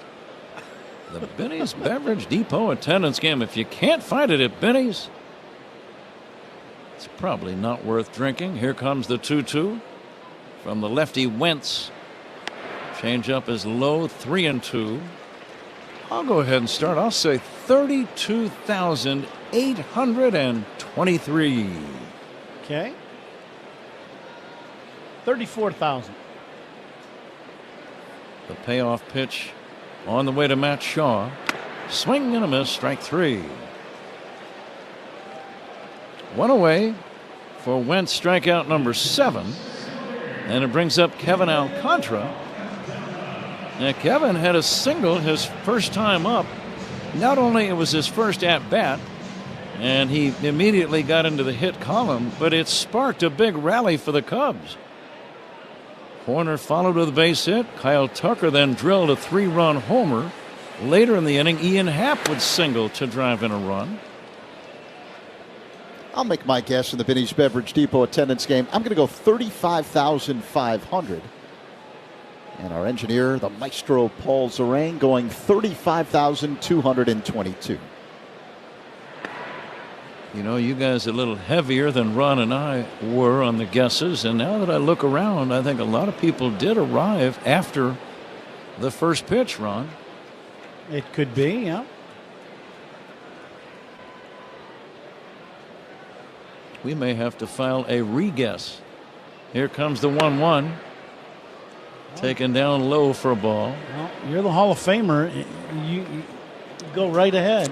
I would, but winning that game it's important, but it's not all that important. Put it this way, I'll get over it if I don't. Here's the 2-1. It's in there for a strike because there's always tomorrow. Yeah, we're going to play tomorrow too. That's right. It's fourth inning, sponsored by Wintrust, home of the exclusive Cubs debit card. Member FDIC, EHL lender.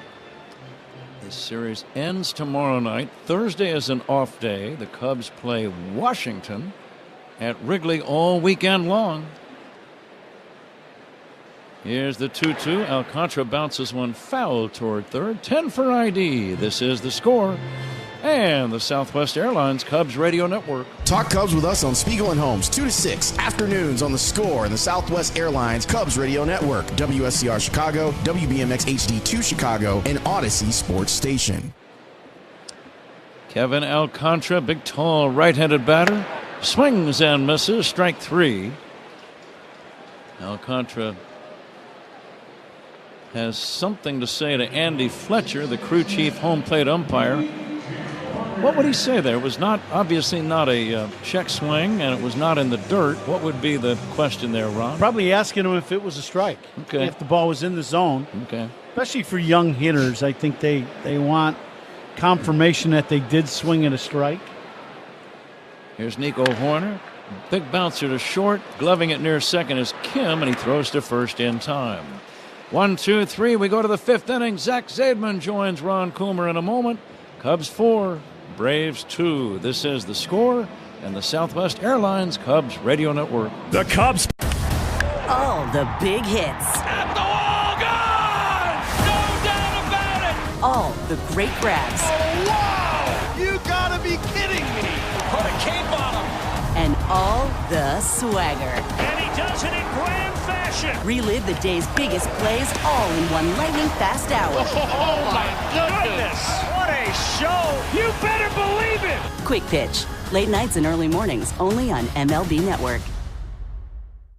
Let's see if we can figure out the following baseball slang term. Today's phrase is Oppo Taco. Do you know what it means?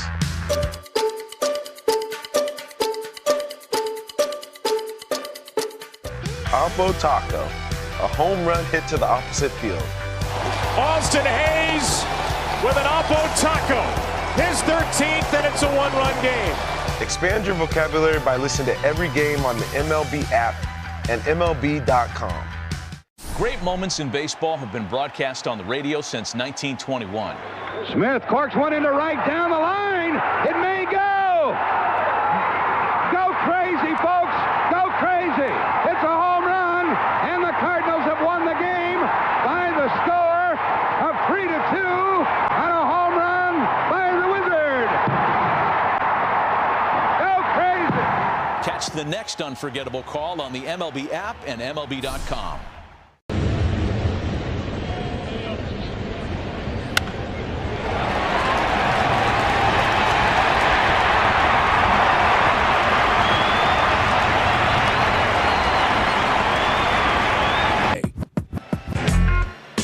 Take Cubs baseball with you wherever you go in the Chicagoland area with the Odyssey and iHeartRadio apps. Download the apps and search 670 to score. Top of the fifth here at Wrigley.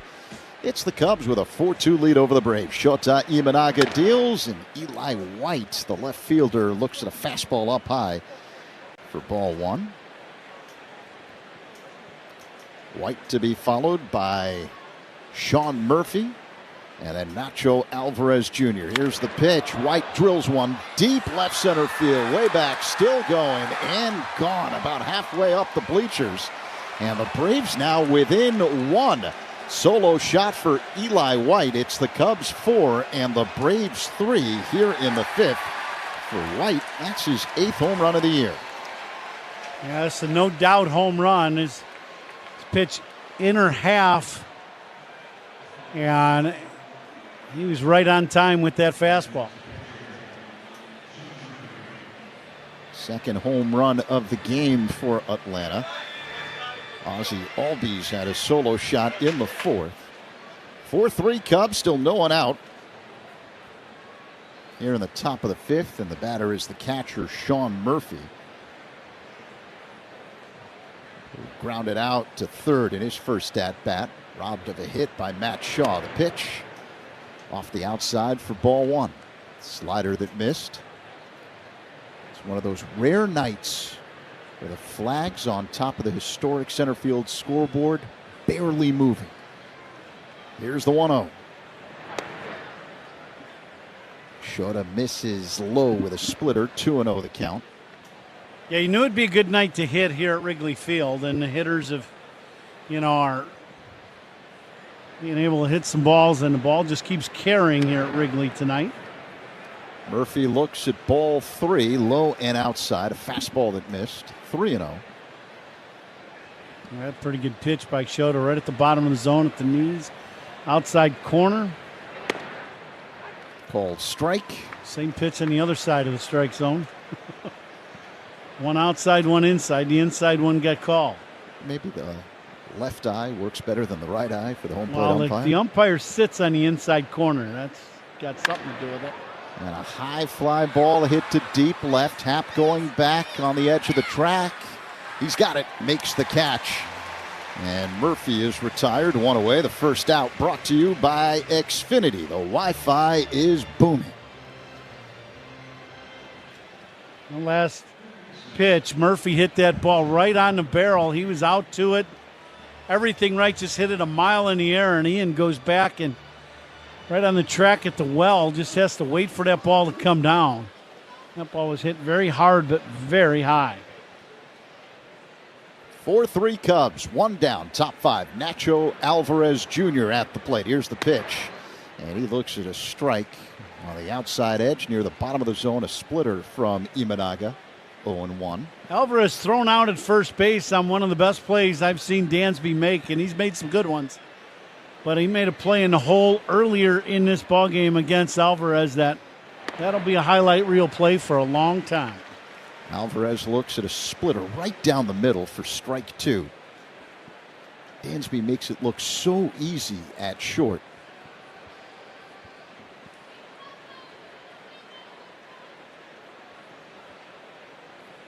Just has this incredible ability to make the sliding stop, then pop back up and be able to put a lot of zip on the throw. The pitch is low. 1-2. I thought the play he made, going in the hole, you slide, catch it, and then he threw the ball sidearm from 5 feet in the outfield grass because he had to get rid of it in a hurry. Just great play. Outside 2-2 now the count on Alvarez. –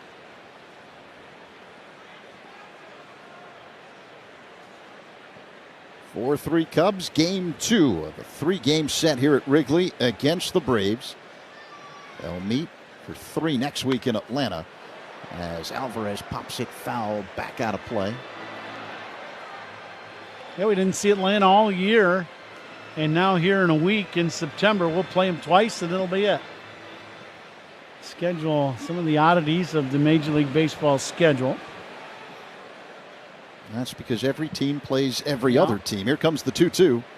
Alvarez hits a chopper back to the mound, fielded by Imanaga. He whirls and throws a strike to Turner. For out number 2, Alvarez is retired. And bring up Ronald Acuna Jr. Cubs up 4-3. Nice play by Shota. No panic on that one. He just could have came in and charged it. He didn't. He took a step backwards off the side of the mound and made a nice play. So here's Acuna, 0 for 2 tonight. Powerful right-handed batter, uses a toe tap, hits out of a crouch, a little bit of an open stance. The pitch, swing and a miss, 0-1. Manaka went with the splitter.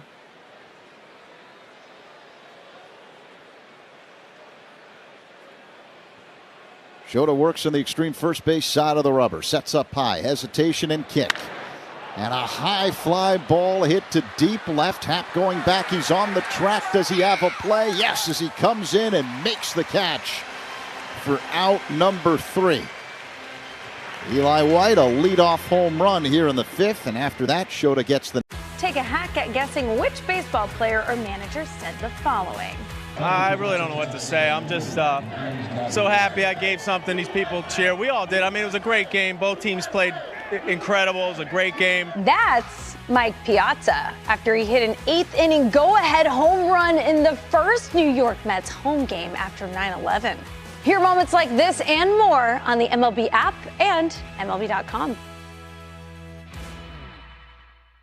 Introducing baseball's all-new national pregame show, MLB Tonight, live at 5. Join Greg, Harold, and Dan and a star-studded roster for a preview of all the night's matchups. Get a first look at the lineups. Everything looks good right now for the Yankees. First take from the players. I'm just excited to put any pair of cleats on. And the first of many breakdowns before the first pitch. A full night of baseball starts at 5. MLB Tonight's national pregame show. Weekdays at 5 Eastern on MLB Network.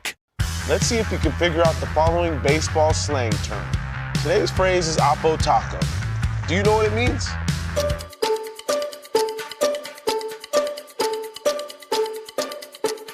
Oppo Taco, a home run hit to the opposite field. Austin Hayes with an Oppo Taco. His 13th, and it's a one-run game. Expand your vocabulary by listening to every game on the MLB app and MLB.com.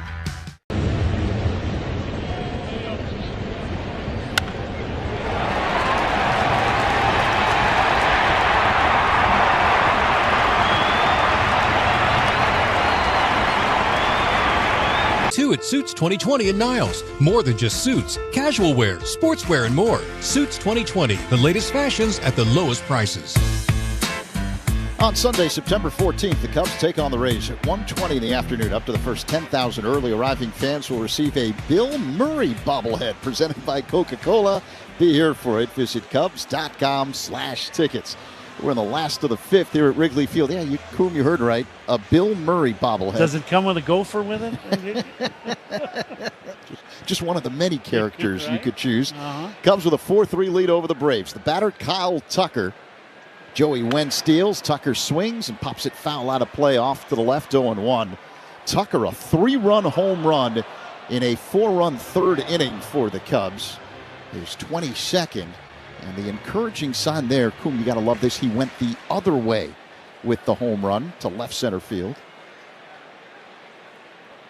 Wentz along set, and the pitch is low for a ball, 1-1.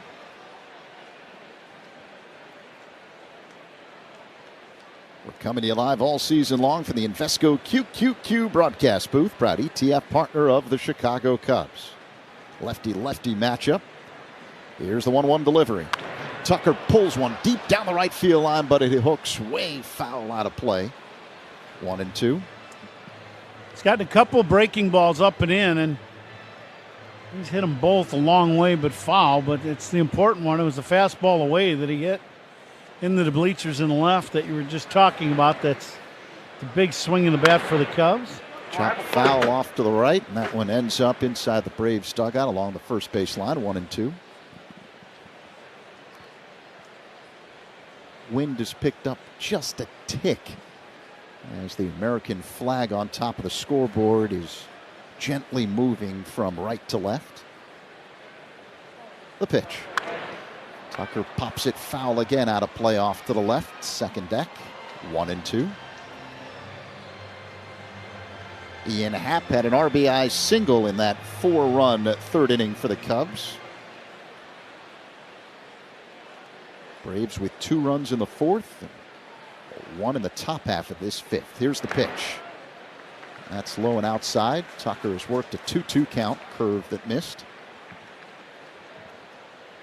Good take by Tucker on that slider down and away. He started to go after it and then held.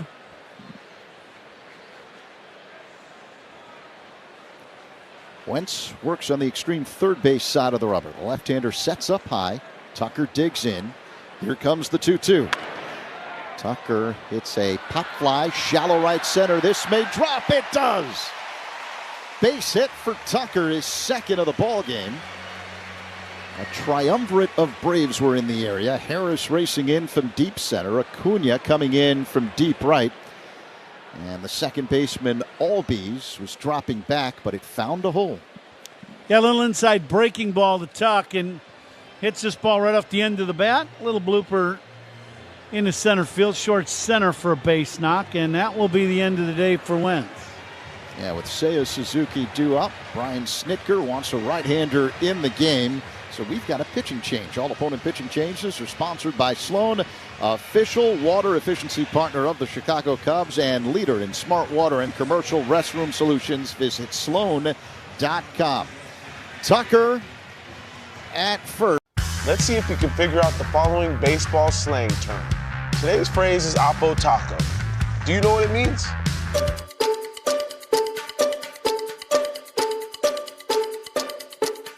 Oppo Taco, a home run hit to the opposite field. Austin Hayes with an Oppo Taco, his 13th, and it's a one-run game. Expand your vocabulary by listening to every game on the MLB app and MLB.com. Take a hack at guessing which baseball player or manager said the following. I really don't know what to say. I'm just so happy I gave something these people cheer. We all did. I mean, it was a great game. Both teams played incredible. It was a great game. That's Mike Piazza after he hit an eighth-inning go-ahead home run in the first New York Mets home game after 9/11. Hear moments like this and more on the MLB app and MLB.com. Great moments in baseball have been broadcast on the radio since 1921. Smith corks one into right down the line. It may go. Go crazy, folks. Go crazy. It's a home run, and the Cardinals have won the game by the score of 3-2. A right-hander for the Braves. We're in the bottom half of the fifth inning here at Wrigley Field. It's the Cubs with a 4-3 lead over Atlanta. Kyle Tucker singled to lead off the frame. He's at first. And now Seiya Suzuki will dig in. 0 for 1 with a walk and a run scored. Now Cubs need a big swing of the bat. Now Seiya get him a little separation in this ball game. Only a one-run lead. Munoz delivers inside to Suzuki. A 97-mile-per-hour fastball. 1-0. Now Munoz this year has pitched in AA and AAA. Between the two levels, got high twos, 2.75 ERA. Seiya hits a broken back grounder to short, fielded by Kim to second for one. Albies to first, not in time as Seiya beats it out, but the lead man Tucker erased from the bases. 6-4 fielder's choice, one away. And you know Munoz will never forget that one. His first hitter he ever faced, and he broke his bat. Well, pretty good. You know, that's when you know teams are, I wouldn't say Atlanta's in a rebuild. They were banged up real bad. But, you know, now because you're in this situation with your record being down compared to most years, they get to see guys like this now and see if they can compete here at the big league level. This kid's got a great arm. Kind of side slings it like that last fastball at 98 on the inside corner for a strike. So Carson Kelly waits for pitch number 2. Munoz delivers. Kelly pulls one on the ground. It is fielded to his left by the third baseman Alvarez. To second for one. Albies to first. 5-4-3 around the horn double play. And that ends the fifth inning.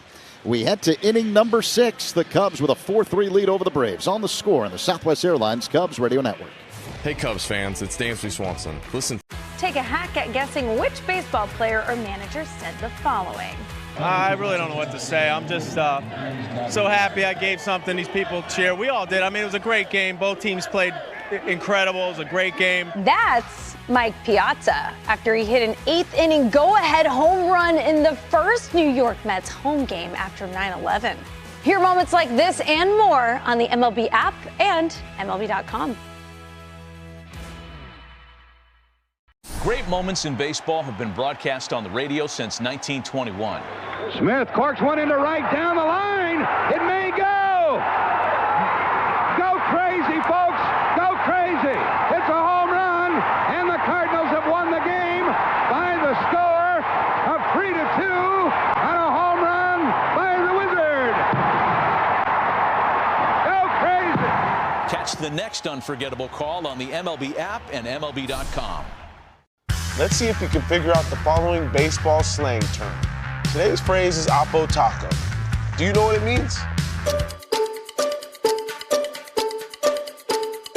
A point of points that future you can't use. And since your Rapid Rewards points don't expire, you can save up for that big trip. Get ready to reward future you with a future flight.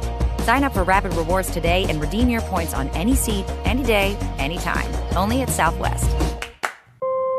All Rapid Rewards rules and regulations apply and can be found at southwest.com/RR terms. Save 20% on Benjamin Moore Regal Select Interior Paint from August 27th through September 8th. Visit your locally owned Benjamin Moore store. It's on to inning number 6, Shota Imanaga. And the Cubs lead the Atlanta Braves by a score of 4-3. Cubs led 4-0 at one time. Matt Olson first up here in the 6th inning. Lefty to lefty, first pitch in for a strike.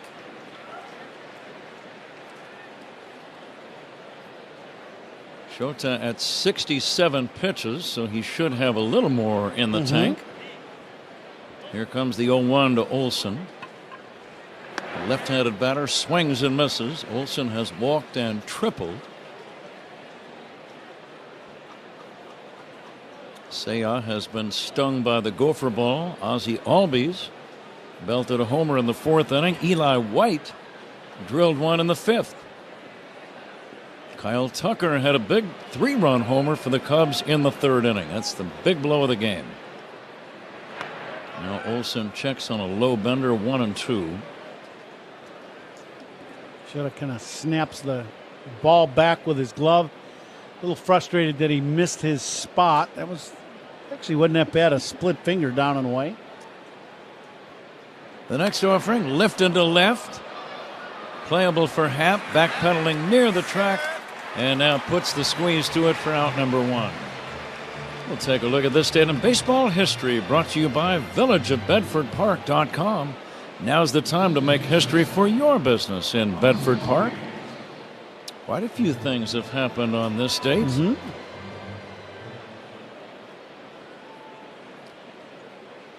Ernie Banks hit his 40th homer of the season on this date in 1955.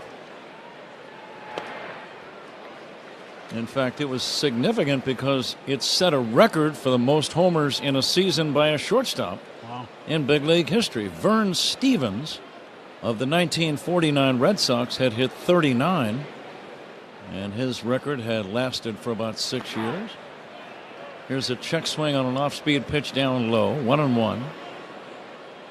Billy Williams, 1970, played in consecutive game number 1,117. At that time, it was a National League record. He was rested the following day, ending the streak. There is a strike. That's a lot of games in a row, Ron. You'd figure that's 6 seasons plus. Yeah, without missing a ball game. 7 maybe, 7 years in a row. I would assume he's got to be banged up, right? That's why they sat him. Here's a swing and a liner foul past third. Or maybe he had planned on taking a day off, and maybe some reporter said, hey, do you realize you're only, 5 or 7 games away from setting a league record?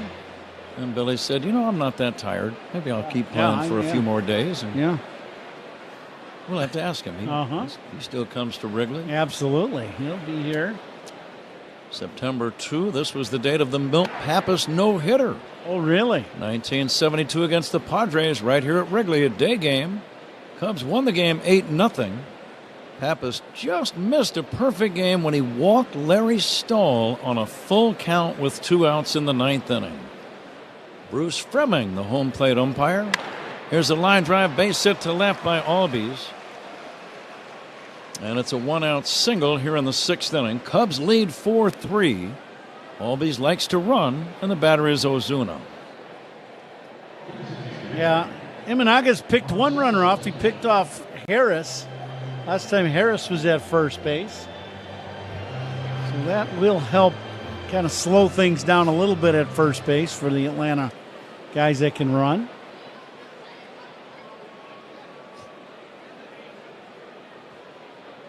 Now Shota from the stretch working on Ozuna, missing high. I remember this game, 1996. Boston's Mike Greenwell set a team record by driving in all 9 of his team's runs in a 9-8 win at Seattle. It went 10 innings. Here's a bouncer toward third, gloved by Shaw. Go to second. There's one. Horn to first, double play. 5-4-3 around the horn, double play. Ends the inning. Shota has worked 6. Cubs lead 4-3 as we go to the bottom of the 6th inning. Every game night is a chance to go big with MLB Big Inning. Turn on baseball's only nightly show that brings you the biggest plays of the night, live and commercial-free. Strikes him out. No one stacks more clutch plays into one live show with up to 4 games on a single screen. Out of here! He is on fire. It's a walk-off win. Change up game night with baseball's biggest game changer, MLB Big Inning. Presented by Best Western. Every night, all season long on MLB.tv. Let's see if we can figure out the following baseball slang term. Today's phrase is Oppo Taco. Do you know what it means?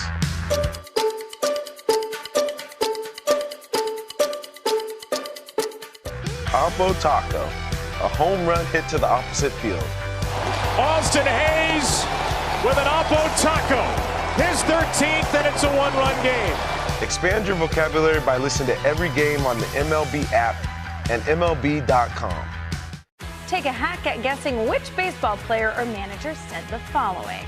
I really don't know what to say. I'm just so happy I gave something these people cheer. We all did. I mean, it was a great game. Both teams played incredible. It was a great game. That's Mike Piazza after he hit an 8th inning go-ahead home run in the first New York Mets home game after 9/11.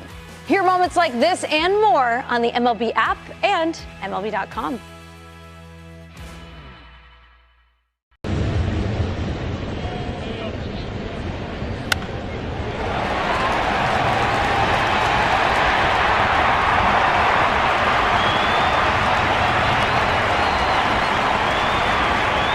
.com for locations. Michael Busch on deck for the Cubs, pinch hitting for Justin Turner. Who's on deck is brought to you by TimberTech Decking and Railing. Everything wood should be. Visit TimberTech.com. Pat?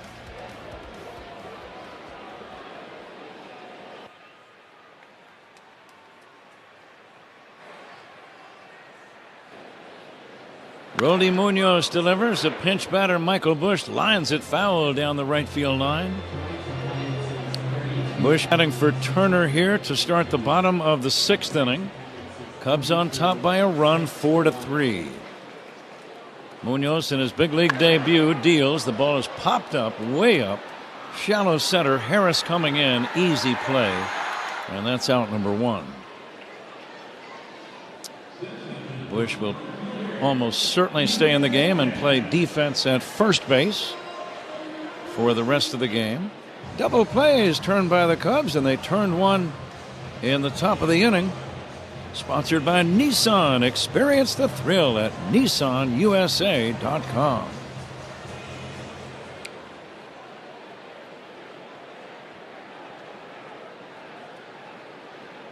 Ian Happ, an RBI single his last time up, batting left-handed now. And let's see what's on tap here in the 6th inning, sponsored by Flight by Yingling, the next generation of light beer. Tucker with a big 3-run homer. That was in Flight. Happ fouls it away, 0-2. He's talking to Bruce Levine in between innings that the way the ball's carrying is hot. We were talking, Probably going to be a few more long balls hit in this ball game. It is a great night to hit here at Wrigley Field. As you say that now, the flag's blowing toward left. Here's a drive down the left field line, foul and out of play. Same two teams tomorrow night. We'll be right back out here for you. 6:40 for the first pitch. Cade Horton against Bryce Elder in a battle of right-handers.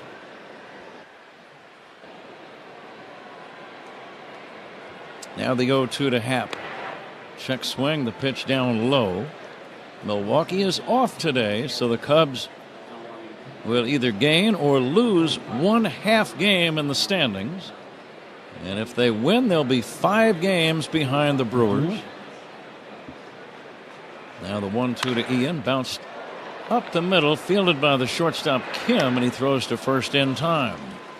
The pitcher Munoz reached out his bare hand and had the presence of mind to say, nope, that's the way I make my living with that right hand. I don't think I'm going to try to field it barehanded. No, he's throwing the ball 98 miles an hour. Keep that bare hand free and clear from the baseball unless you're throwing it. You don't want to be catching a one-hop bullet back at you with your bare hand. Dansby Swanson has struck out twice, but he's made a major contribution on defense, making a couple of dazzling plays. This might be his best game this year defensively, and that's saying something.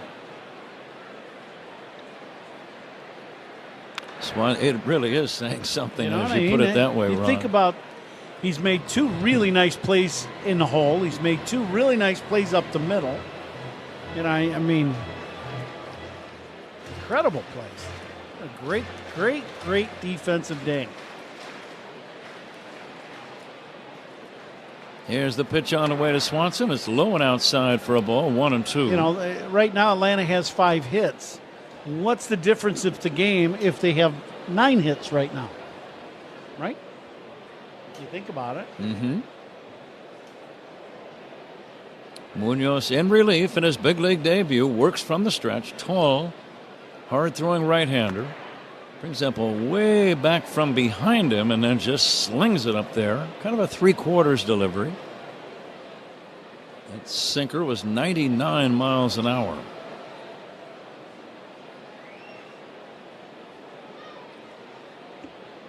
Two down, nobody on. 6th inning. Dansby checks. Did he go? No swing.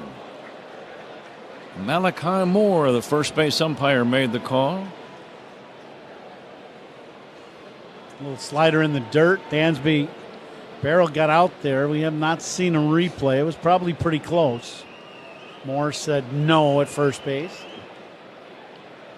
The Braves 14 games under 500, not mathematically eliminated, but there's very small chance for them seeing any postseason activity this year, so they're auditioning a lot of guys. One of them is on the mound right now. Munoz misses low and inside, ball 4. Swanson has good speed. He's a smart base runner. He might be running here, Ron. What do you think? Yeah, I think you definitely could. There's 2 outs. And, you know, you're really trying to get another run at least. Cubs are only up by a run, 4-3. Shaw 0 for 2 in the game. Popped out, struck out. Guarding the line at third, Alvarez. Throw to first to keep Dansby close to the bag. Dansby had a big lead at first base. Might have been a one-way lead just to see what Munoz's pickoff move was like.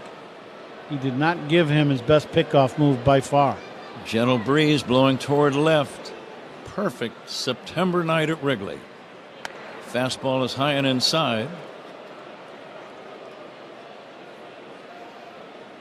I think Dansby will take off. He was kind of counting and then started hopping off the bag. If Munoz holds the ball at the same time, Dansby will probably take off. See, no. Shaw will take inside 2-0. And I'm reminded, Ron, that we almost never see something that you used to see all the time, pitch outs. Yeah. A pitcher on purpose would throw the ball off the outside corner to give the catcher a little better chance at cutting down a possible base stealer. Yeah, the pitcher steps out from behind home plate and then up into the throw, into the pitch, and can, get everything behind his throw. And, usually that means you're out at second base. But not always, but most of the time if they guess right. But you just don't see those anymore. You used to see them virtually every single game. Yeah. Now the 3-1, Swanson not running. Shaw takes ball 4. So a little wildness now from Munoz. Back-to-back walks with 2 away in the 6th inning. Kevin Alcantara due up. And let's see if he's going to bat. Kevin watching as the Braves are going to have a conference on the mound. This is a catcher, second baseman, pitcher conference with 2 down and 2 men on. Yeah, I would think Albies is out there to help with the translating from Murphy. And with Braves have a lefty up in the bullpen, so Craig Counsell electing not to use a pinch hitter and letting Alcantara hit against the right-hander.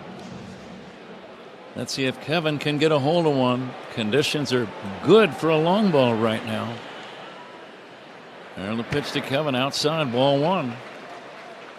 Hayden Harris, a lefty, warming up in the bullpen for Atlanta. You've had back-to-back walks from a very inexperienced pitcher, and now it's 1-0. Here's the pitch, swing and a miss.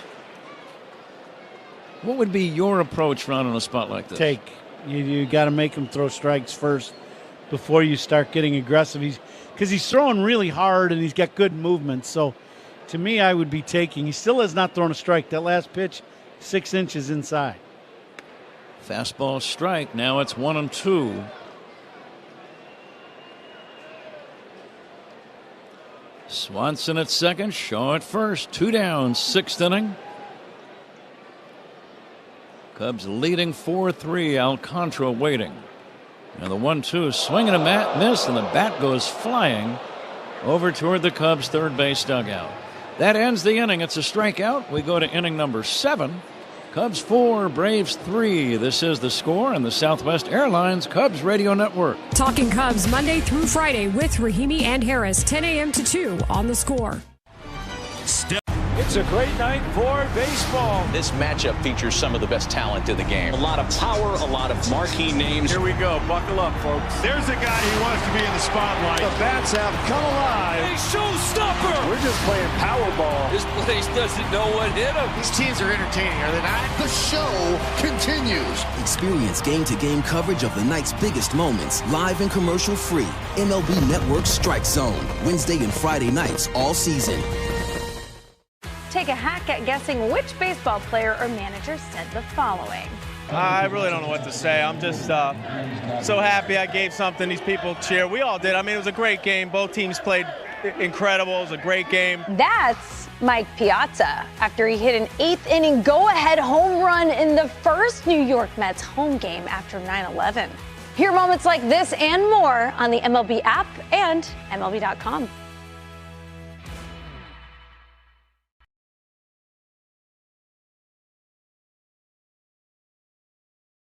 Let's see if you can figure out the following baseball slang term. Today's phrase is Oppo Taco. Do you know what it means?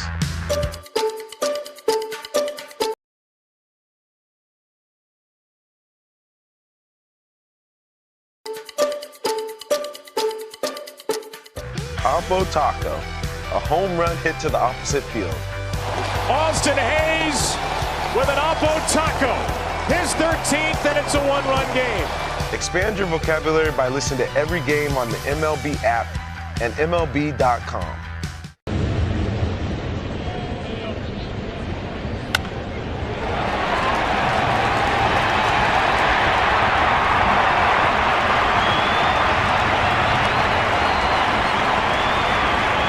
For the Invesco QQQ broadcast booth, proud ETF partner of the Chicago Cubs. Pat?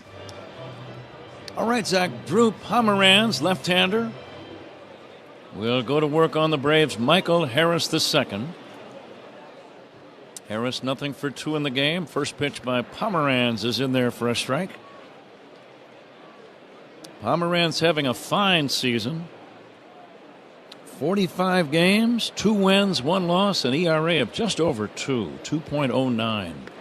There's another strike, 0-2.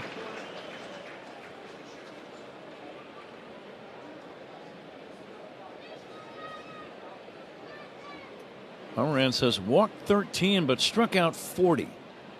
That's what you like to see. The next offering bounced to first slowly. Has come into the game.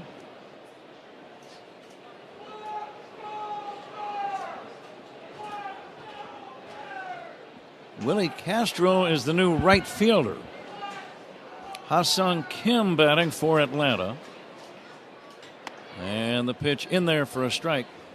Not certain why Kyle Tucker would have left the game, but he did. And Castro is in right. The pitch to Kim, it's outside. 1-1. Kind of an unusual time for him to leave a game. Yeah, there's definitely something going on. I don't know quite what. I know nothing happened on the home run ball. I know that.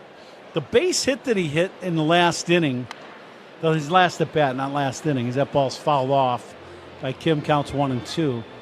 He hit right off the end of the bat, and sometimes when you hit a ball right off the end of the bat like that with a big swing, your bottom hand, the knob can go into the bat and affect your hand. The swing itself with the contact can affect your bottom elbow, so it would be his right elbow because you kind of get that hyperextension on that swing. I'm just speculating on things that we've seen today, but we don't know what that will be. Possibly we will receive word from the Cubs clubhouse. Ha-Sung Kim waiting for the 1-2 pitch. Check swing, no swing. Kim almost tangled up like a pretzel trying to avoid swinging that time. And I think he did.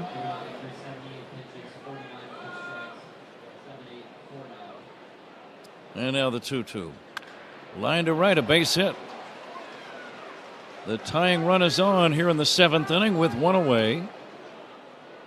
Kim playing in his first game. That's his first hit in a Braves uniform. And the batter is Eli White. A little backdoor breaking ball from Pomeranz, and Kim doesn't try to do too much. He just sees that big hole on the right side and just shoots it in the hole. And I'm guessing if he does that a lot for the Braves, they'll be happy because he can play some shortstop. Good hands, good range, very good arm. White fouls it away off to the right. Pitching changes by the Cubs, sponsored by James Hardy Building Products, siding with the Cubs. Cubs got their runs early, all of them in the 3rd inning.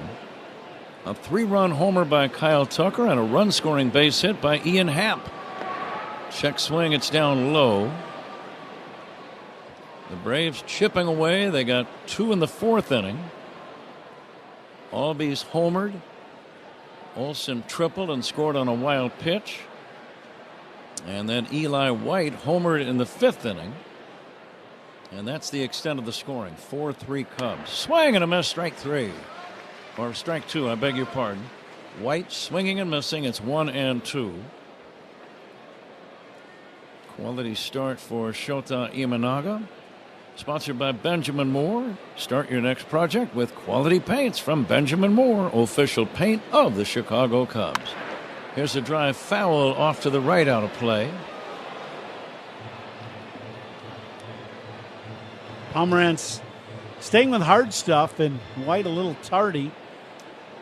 He hit one a long way to left in his last at bat. The wind definitely blowing toward left. Check swing. Did he go? Yes, he did. Strike 3. Good breaking ball by Drew Pomeranz. Ball in the dirt, blocked nicely by Kelly. So no advancement by Kim, the runner at first. And that's a big second out in the inning. Yeah, great pitch by Pomeranz to get the punch out. Slider down and in. Hardest working player of the game today. That's brought to you by Bosch Power Tools. The more you Bosch, the more you feel like a Bosch. That's got to go to Dansby Swanson at shortstop. He has made some great plays defensively at short.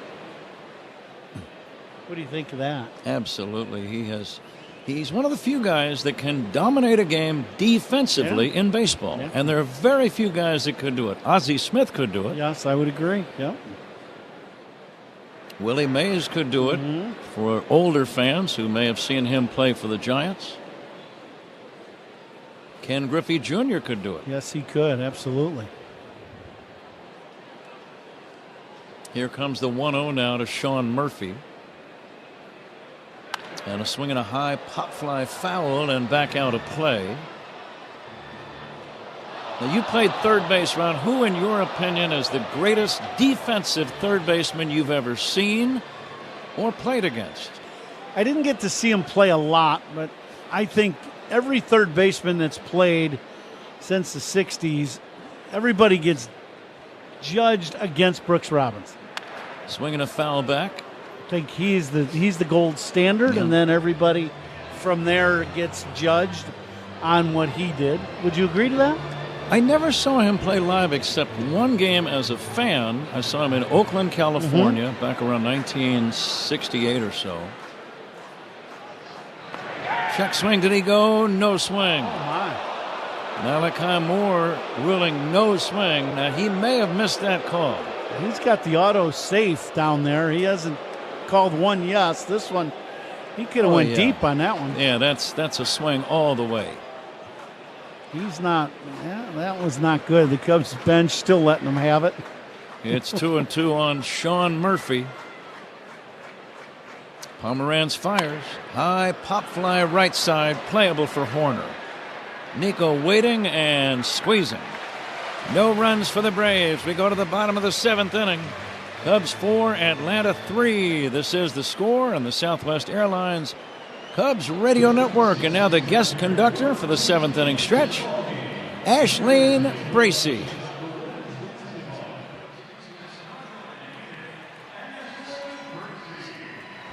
Chicago!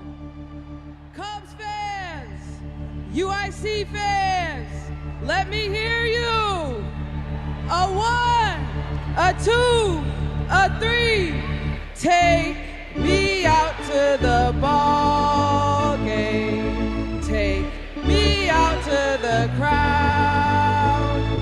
Buy me some peanuts and Cracker Jacks. I don't care if I never get back for it's root for the Cubbies. If they don't win, it's a shame. For it's 1, 2, 3 strikes, you're out at the old ball game. Let's get some run.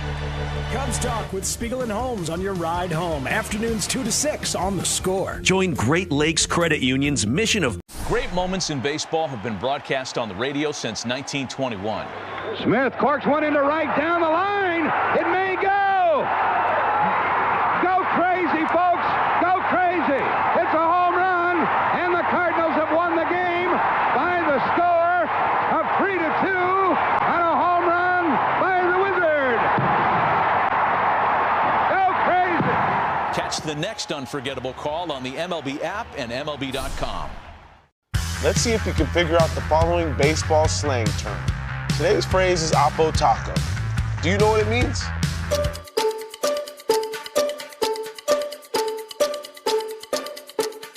Oppo Taco, a home run hit to the opposite field. Austin Hayes with an Oppo Taco. His 13th, and it's a one-run game. Expand your vocabulary by listening to every game on the MLB app and MLB.com. Left-hander now on the mound. Hayden Harris. Long blonde hair flowing out the back of his blue cap. It is his big league debut, as it was for Rody Munoz a few innings ago. So two different guys on the same pitching staff making their big league debut in the same game. Here's the 1-1 fouled away. I don't remember seeing that very many times. And how about this? They've both pitched this season in AA and in AAA. So I would think that AA staff had a pretty good staff for a while. Again, the Braves are looking at talent to see who fits into the puzzle next year and years beyond. Nico trying to start a rally. He is 2 for 3 in the game. Cubs lead by a run. They'd like to build that lead up a little more securely. Here's a foul off to the right, out of play. Thought that Munoz looked very good. Big arm, right? He's throwing sidearm slinging fastballs at 97, 98 miles an hour. Yeah, the 1-2 from the slender left-hander fouled away. Designated hitters for the Cubs, sponsored by Fireplace and Chimney Authority. Book now, burn later, and skip the rush. That is a fun one to read, isn't it? Oh, yeah. It rolls right off the tongue. 1-2 pitch fouled away.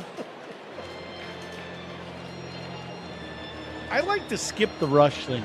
That's the part I like. Haven't quite figured that part out yet, but I like that part. Clever writing.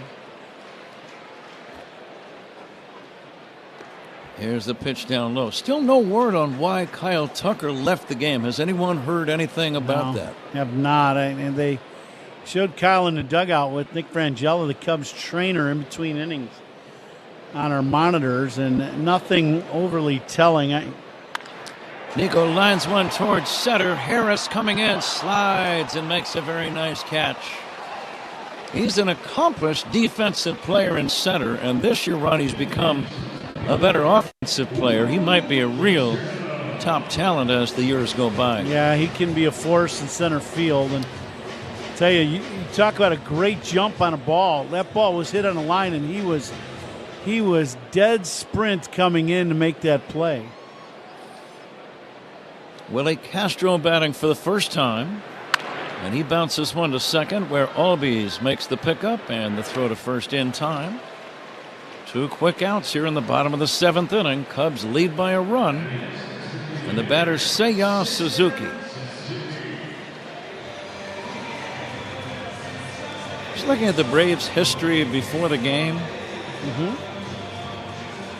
They have been world champions 4 different times, this franchise, in 3 different cities. How about that? The old Boston Braves, 1914. They were known as the Miracle Braves of 14. They were, I think, in last place at the All-Star break or the 4th of July and won the league pennant and then eventually the World Series.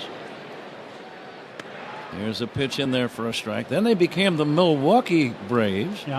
And they were the world champions in 1957.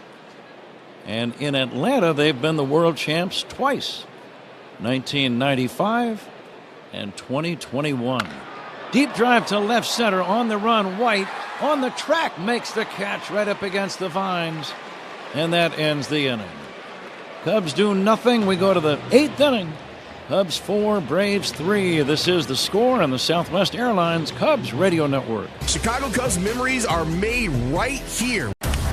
All the big hits. At the wall, gone! No doubt about it! All the great grabs. Oh, wow! You gotta be kidding me! Put a cape on him! And all the swagger. And he does it in grand fashion! Relive the day's biggest plays all in one lightning-fast hour. Oh, my goodness! What a show! You better believe it! Quick Pitch. Late nights and early mornings, only on MLB Network. Great moments in baseball have been broadcast on the radio since 1921. Smith corks one into right down the line.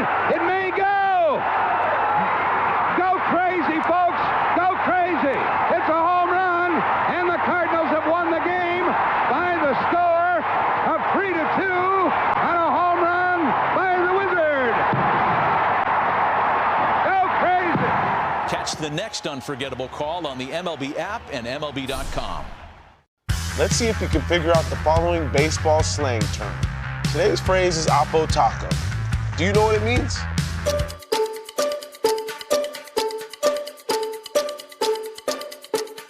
Oppo Taco, a home run hit to the opposite field. Austin Hayes with an Oppo Taco. His 13th, and it's a 1-run game. Expand your vocabulary by listening to every game on the MLB app and MLB.com.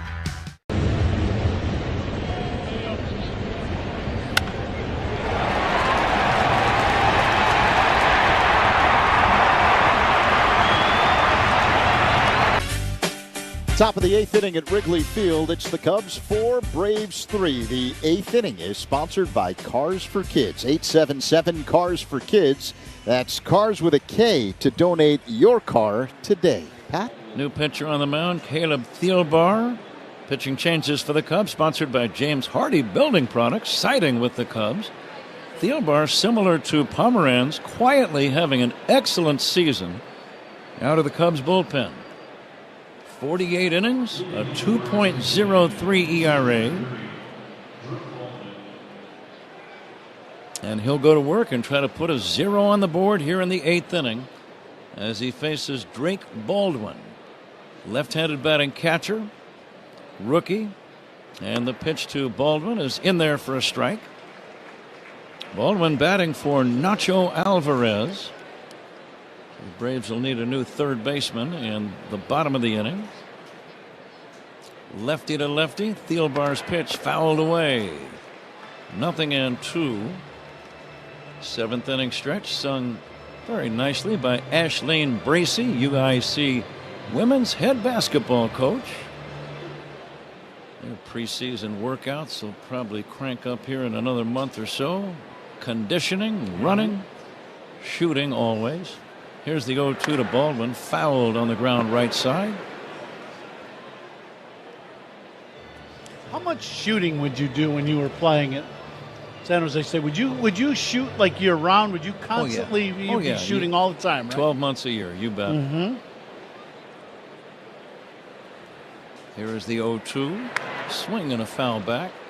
My partner, folks, for you people that don't know, played basketball at San Jose State, but around Major League Baseball is legendary in the past for his horse games.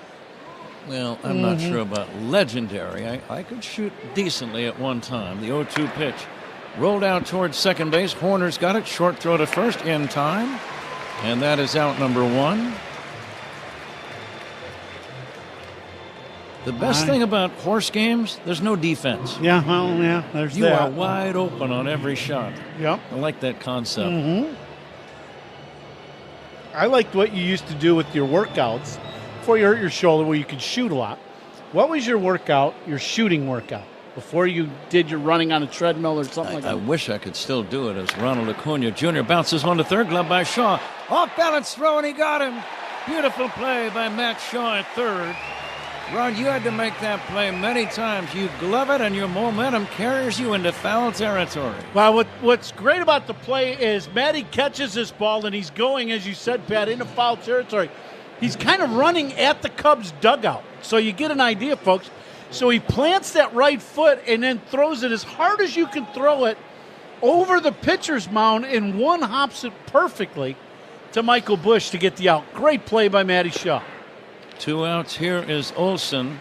He was obviously aware of Acuna running, who has good speed, and you don't want to take any extra time in that case.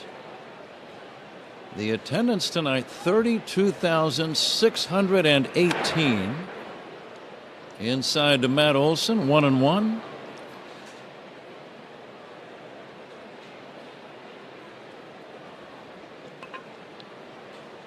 And now the stretch, lefty to lefty. Thielbar coming back 1-1. It's in there for a strike. But no, I kind of developed a little workout program, Ron, where you took shots from various spots on the floor and challenged yourself to make as many as possible. Short bank shots, free throw shots, longer banks, foul line, top of the key. Those were the 4 spots. And dead corners. And you would shoot until you reached the number. I used to shoot 150 shots running to the other end of the floor after every shot. Yeah. And, keeping track of how many I was making. Here's the 2-2. Swing and a miss, strike 3. Another strong outing by Caleb Thielbar as he strikes out Matt Olsen. We go to the bottom of the 8th inning. The score, the Cubs 4, the Braves 3. This is The Score on the Southwest Airlines Cubs Radio Network. Listen for great Cubs guests all season long on The Score, official radio home of the Cubs. Every game night is a chance to go big with MLB Big Inning. Turn on baseball's only nightly show that brings you the biggest plays of the night, live and commercial-free. Strikes him out. No one stacks more clutch plays into one live show with up to 4 games on a single screen. Out of here! He is on fire. It's a walk-off winner. Change up game night with baseball's biggest game changer, MLB Big Inning. Presented by Best Western. Every night, all season long on MLB.tv. Let's see if we can figure out the following baseball slang term. Today's phrase is Oppo Taco. Do you know what it means?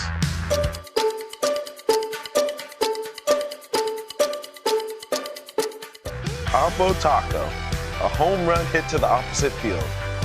Austin Hayes with an Oppo Taco. His 13th, and it's a 1-run game. Expand your vocabulary by listening to every game on the MLB app and MLB.com. Great moments in baseball have been broadcast on the radio since 1921. Smith corks one into right down the line. It may go. Go crazy, folks. Go crazy. It's a home run, and the Cardinals have won the game by the score of 3-2 on a home run by the Wizard. Go crazy. Catch the next unforgettable call on the MLB app and MLB.com.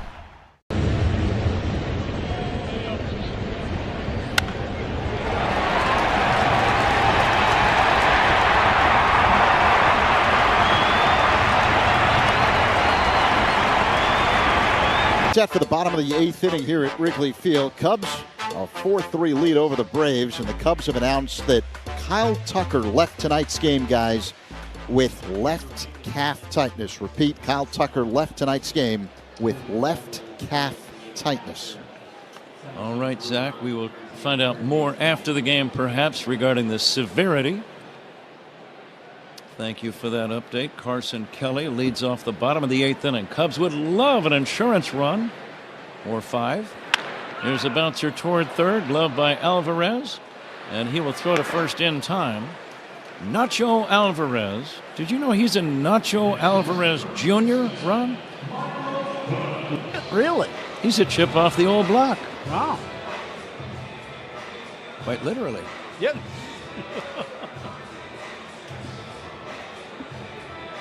One away, Michael Bush, the batter.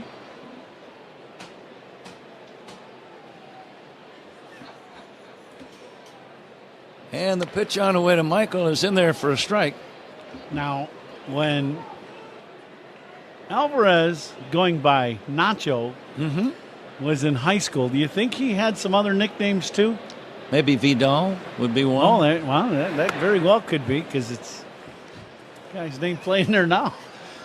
Vidal Brujan is the new third baseman. He does not go by Nacho. He's a live broadcast, folks. I think you realize that by now. These aren't recorded and voiced over after the fact. No editing. 1-2 on Michael Bush. You get used to it. Sort of. Yeah, I was going to say, we don't have a choice. They don't. That's pretty much the gig. Here's the 1-2, bounced out to second. Ozzie Albies will glove it and sidearm it to first. That's out number 2. And here's Ian Happ glancing to the 9th inning. The Braves are going to have some of the big hitters up. Albies, Ozuna, and Harris. And I see Daniel Palencia throwing in the Cub bullpen. Getting close to an ID. Very close, in fact. Pitch to Ian Happ outside. 10 for ID. This is The Score on the Southwest Airlines Cubs Radio Network. Covering the Cubs and all of Chicago's teams on the Spiegel and Holmes Show. Afternoons 2 to 6 on The Score and the Southwest Airlines Cubs Radio Network. WSCR Chicago, WBMX HD2 Chicago, an Odyssey sports station.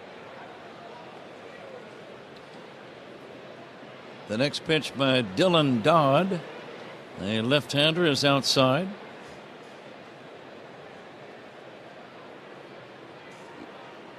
D-O-double-D. Pitch down low for a ball. Seventh inning stretch was sponsored by the new Volvo XC90, designed for life. See how we did in the attendance game as we move along. Getting late, 2 down, bottom of the 8th inning. Cubs lead by a run. And the 2-1 to Ian. Almost hit him, ball 3 inside. Let's see, who is the winner today? It looks like I was a little closer. The actual figure, 32,618. The Benny's Beverage Depot attendance game. If you can't find it at Benny's, it's probably not worth drinking. Still a beautiful September night at the ballpark. Taken for a strike, 3-2 on Happ. Pretty good little backdoor cutter there. Catch of the game tonight. That's sponsored by Catch Des Moines. Discover the weekend getaway in Des Moines where only the S's are silent. Find all the fun at CatchDesMoines.com, and that's got to be Dansby Swanson. Bouncer to the hole left side, fielded by Kim. Long throw in time. Backhanded out of the dirt by Olsen, and that ends the inning. Happ bounces out. Cubs don't score. We go to the 9th inning. Time to fasten those seatbelts. Cubs 4, Braves 3. This is The Score in the Southwest Airlines Cubs Radio Network. Hey Cubs fans, it's Nico Horner. Listen to every game here on the Chicago Cubs Radio Network. Get in the zone, AutoZone. Summer's almost over, but the heat is pressing on. If you've got battery trouble, stop by AutoZone for free battery testing. It may just need a charge, and we'll do that for free too. If you do, let's see if you can figure out the following baseball slang term. Today's phrase is Oppo Taco. Do you know what it means?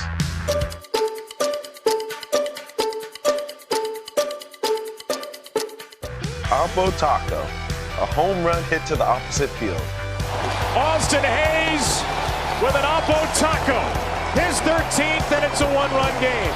Expand your vocabulary by listening to every game on the MLB app and MLB.com. Every game night is a chance to go big with MLB Big Inning. Turn on baseball's only nightly show that brings you the biggest plays of the night, live and commercial-free. Strikes him out. No one stacks more clutch plays into one live show with up to 4 games on a single screen. Out of here! He is on fire. It's a walk-off winner. Change up game night with baseball's biggest game changer, MLB Big Inning, presented by Best Western. Every night, all season long on MLB.tv. Take a hack at guessing which baseball player or manager said the following. I really don't know what to say. I'm just so happy I gave something these people cheer. We all did. I mean, it was a great game. Both teams played incredible. It was a great game. That's Mike. Fans, make history with your business in the Village of Bedford Park. To learn more, contact Adam Colopy at ACOLLOPY at villageofbedfordpark.com. This copyrighted broadcast is presented by authority of the Chicago Cubs and may not be reproduced or retransmitted in any form. And the accounts and descriptions of this game may not be disseminated without the express written consent of the Chicago Cubs. Top of the 9th, Cubs 4, Braves 3. The 9th inning is brought to you by Bosch Power Tools. The more you Bosch, the more you feel like a Bosch. Daniel Palencia on the mound, Zach. Pitching changes by the Cubs, sponsored by James Hardy Building Products, siding with the Cubs. And Ron, it's about time for you to name the toast of the game ball player, presented by Benny's Beverage Depot. While we were some candidates, yeah, we definitely do. But while we were in between innings, Zach did the commercial. He did it, and he said he wanted to do this commercial, which I was all for, as he followed up all back at Albies. But he said he was going to sing the Cars for Kids thing, and he didn't do it. I thought he was gonna. Yeah, so that was what we were talking about in between innings. Pete Armstrong now in center field, Patrick. Come in for defense. Palencia on the mound trying to nail it down. It is Shota Imanaga's game to win. Cubs trying to make it 2 in a row in this series. Here's the 0-1. Just outside for a ball. A pretty good backdoor little splitter. It looked like it came back to the zone, just missed. Stay tuned for Zach Zaidman's Verizon post-game show. He is preparing that as this 9th inning is going along. Here comes the 1-1 from the right-hander. Swing and a miss. High heat. Yeah. Would you like some more high heat? Yeah, it's gas at 100 miles an hour. I think you throw one more up there. I don't know if you can catch up to a 100-mile-an-hour heater. You don't have a whole lot of time to make up your mind to swing or not when a guy throws that hard. Yeah, don't blink. You'll miss it.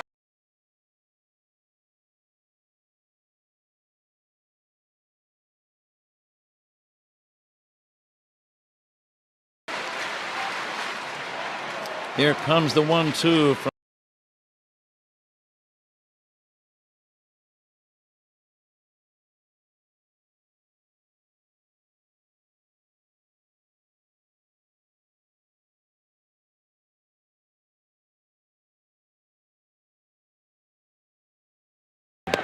swing and a miss, strike 3.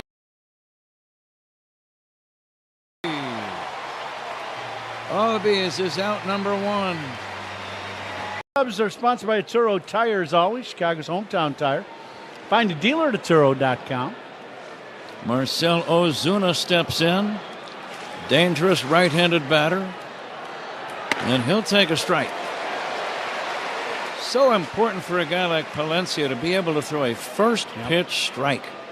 Veteran hitters are probably going to take off him to see a pitch first, like Osuna did, and he pumped the heater right in there. The 0-1, just a little bit outside. A little bit of breaking movement. That was a 90-mile-an-hour slider.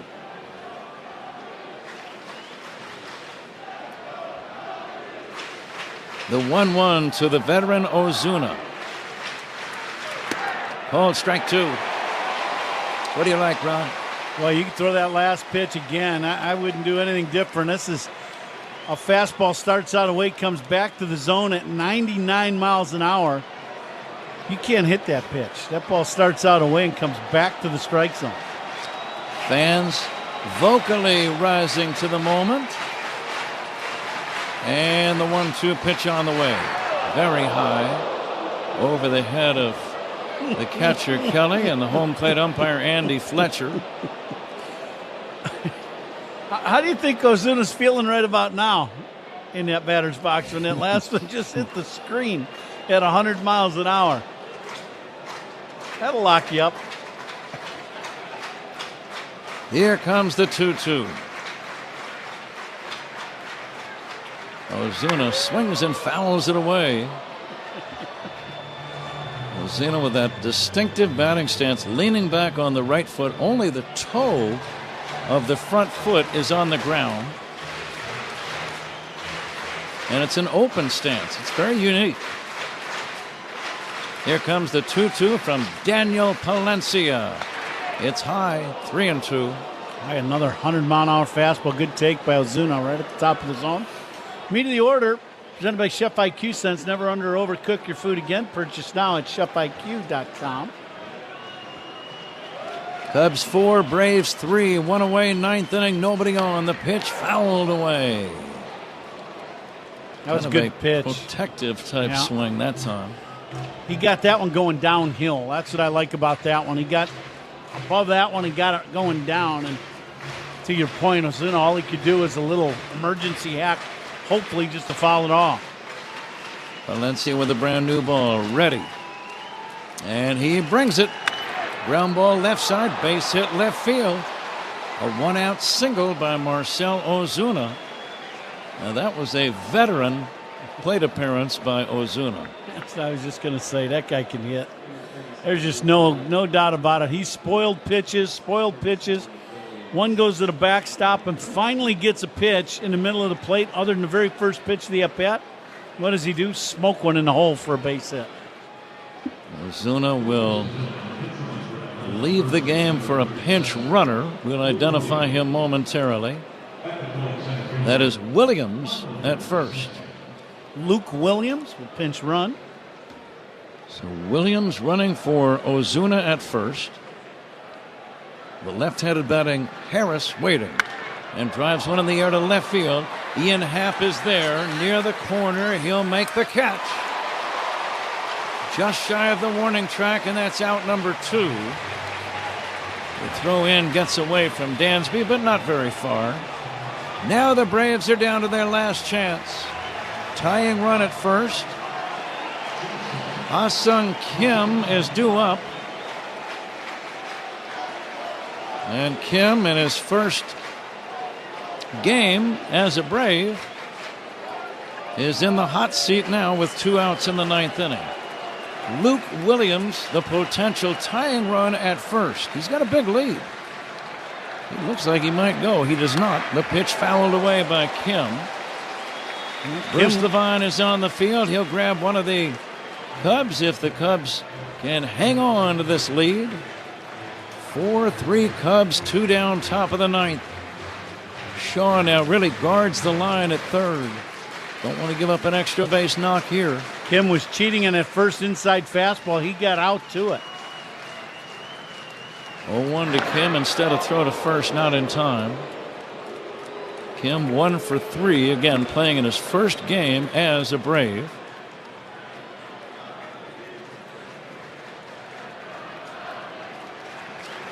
Bush holding the runner. Ozuna's replacement, Luke Williams, at first. Williams not running. The pitch in there for a strike. 0-2, Ron. What's up? Boy, I like the fastball away. I would just stay with that pitch. I wouldn't make a mistake chancing it with a split finger or a slider. I'd go gas away again. Stay right out there with the heaters. The runner going, the pitch low, and it's a stolen base for Williams. He looked like he was twitching really the entire at-bat, and finally he takes off and steals. And now the potential tying run in scoring position with 2 down in the 9th inning. So the plot thickens. And now the 1-2 from Palencia. Kim checks his swing and does not go on a high outside fastball. Ha-Sung Kim, 1 for 3 in the game. Feet very close together, slightly open stance. Almost no crouch. The 2-2. Bouncing ball toward the middle. It'll be gloved by Horner. Tough play, throw to first. Not in time. Not in time. Holding at third. Williams, I thought Williams might round the bag and try to score on the infield single. Nico went up the middle, backhanded the ball. Tough to get much on that throw. You got to get rid of it off balance. And it really was not that close of a play. Yeah, it's one of those plays for Nico where I was wondering if he was thinking about throwing the ball to third base, where you catch that ball going across the diamond, knowing the runner is going to round the bag, and instead of throwing to first, you just throw to third base. It's one of those things that, as a third baseman, when you're out of the play, you try to just slide right in behind the runner that's coming around third. He's coming into the bag, and then he comes around the bag, and you try to just slide right in behind him in hopes that maybe you got a shot at an out, right? That's one of those plays that doesn't happen too often, but if you're thinking about it, it's a chance. Eli White, the batter. Cubs trying to hang on, leading 4-3, 2 down, 9th inning. Runners at first and third. The pitch.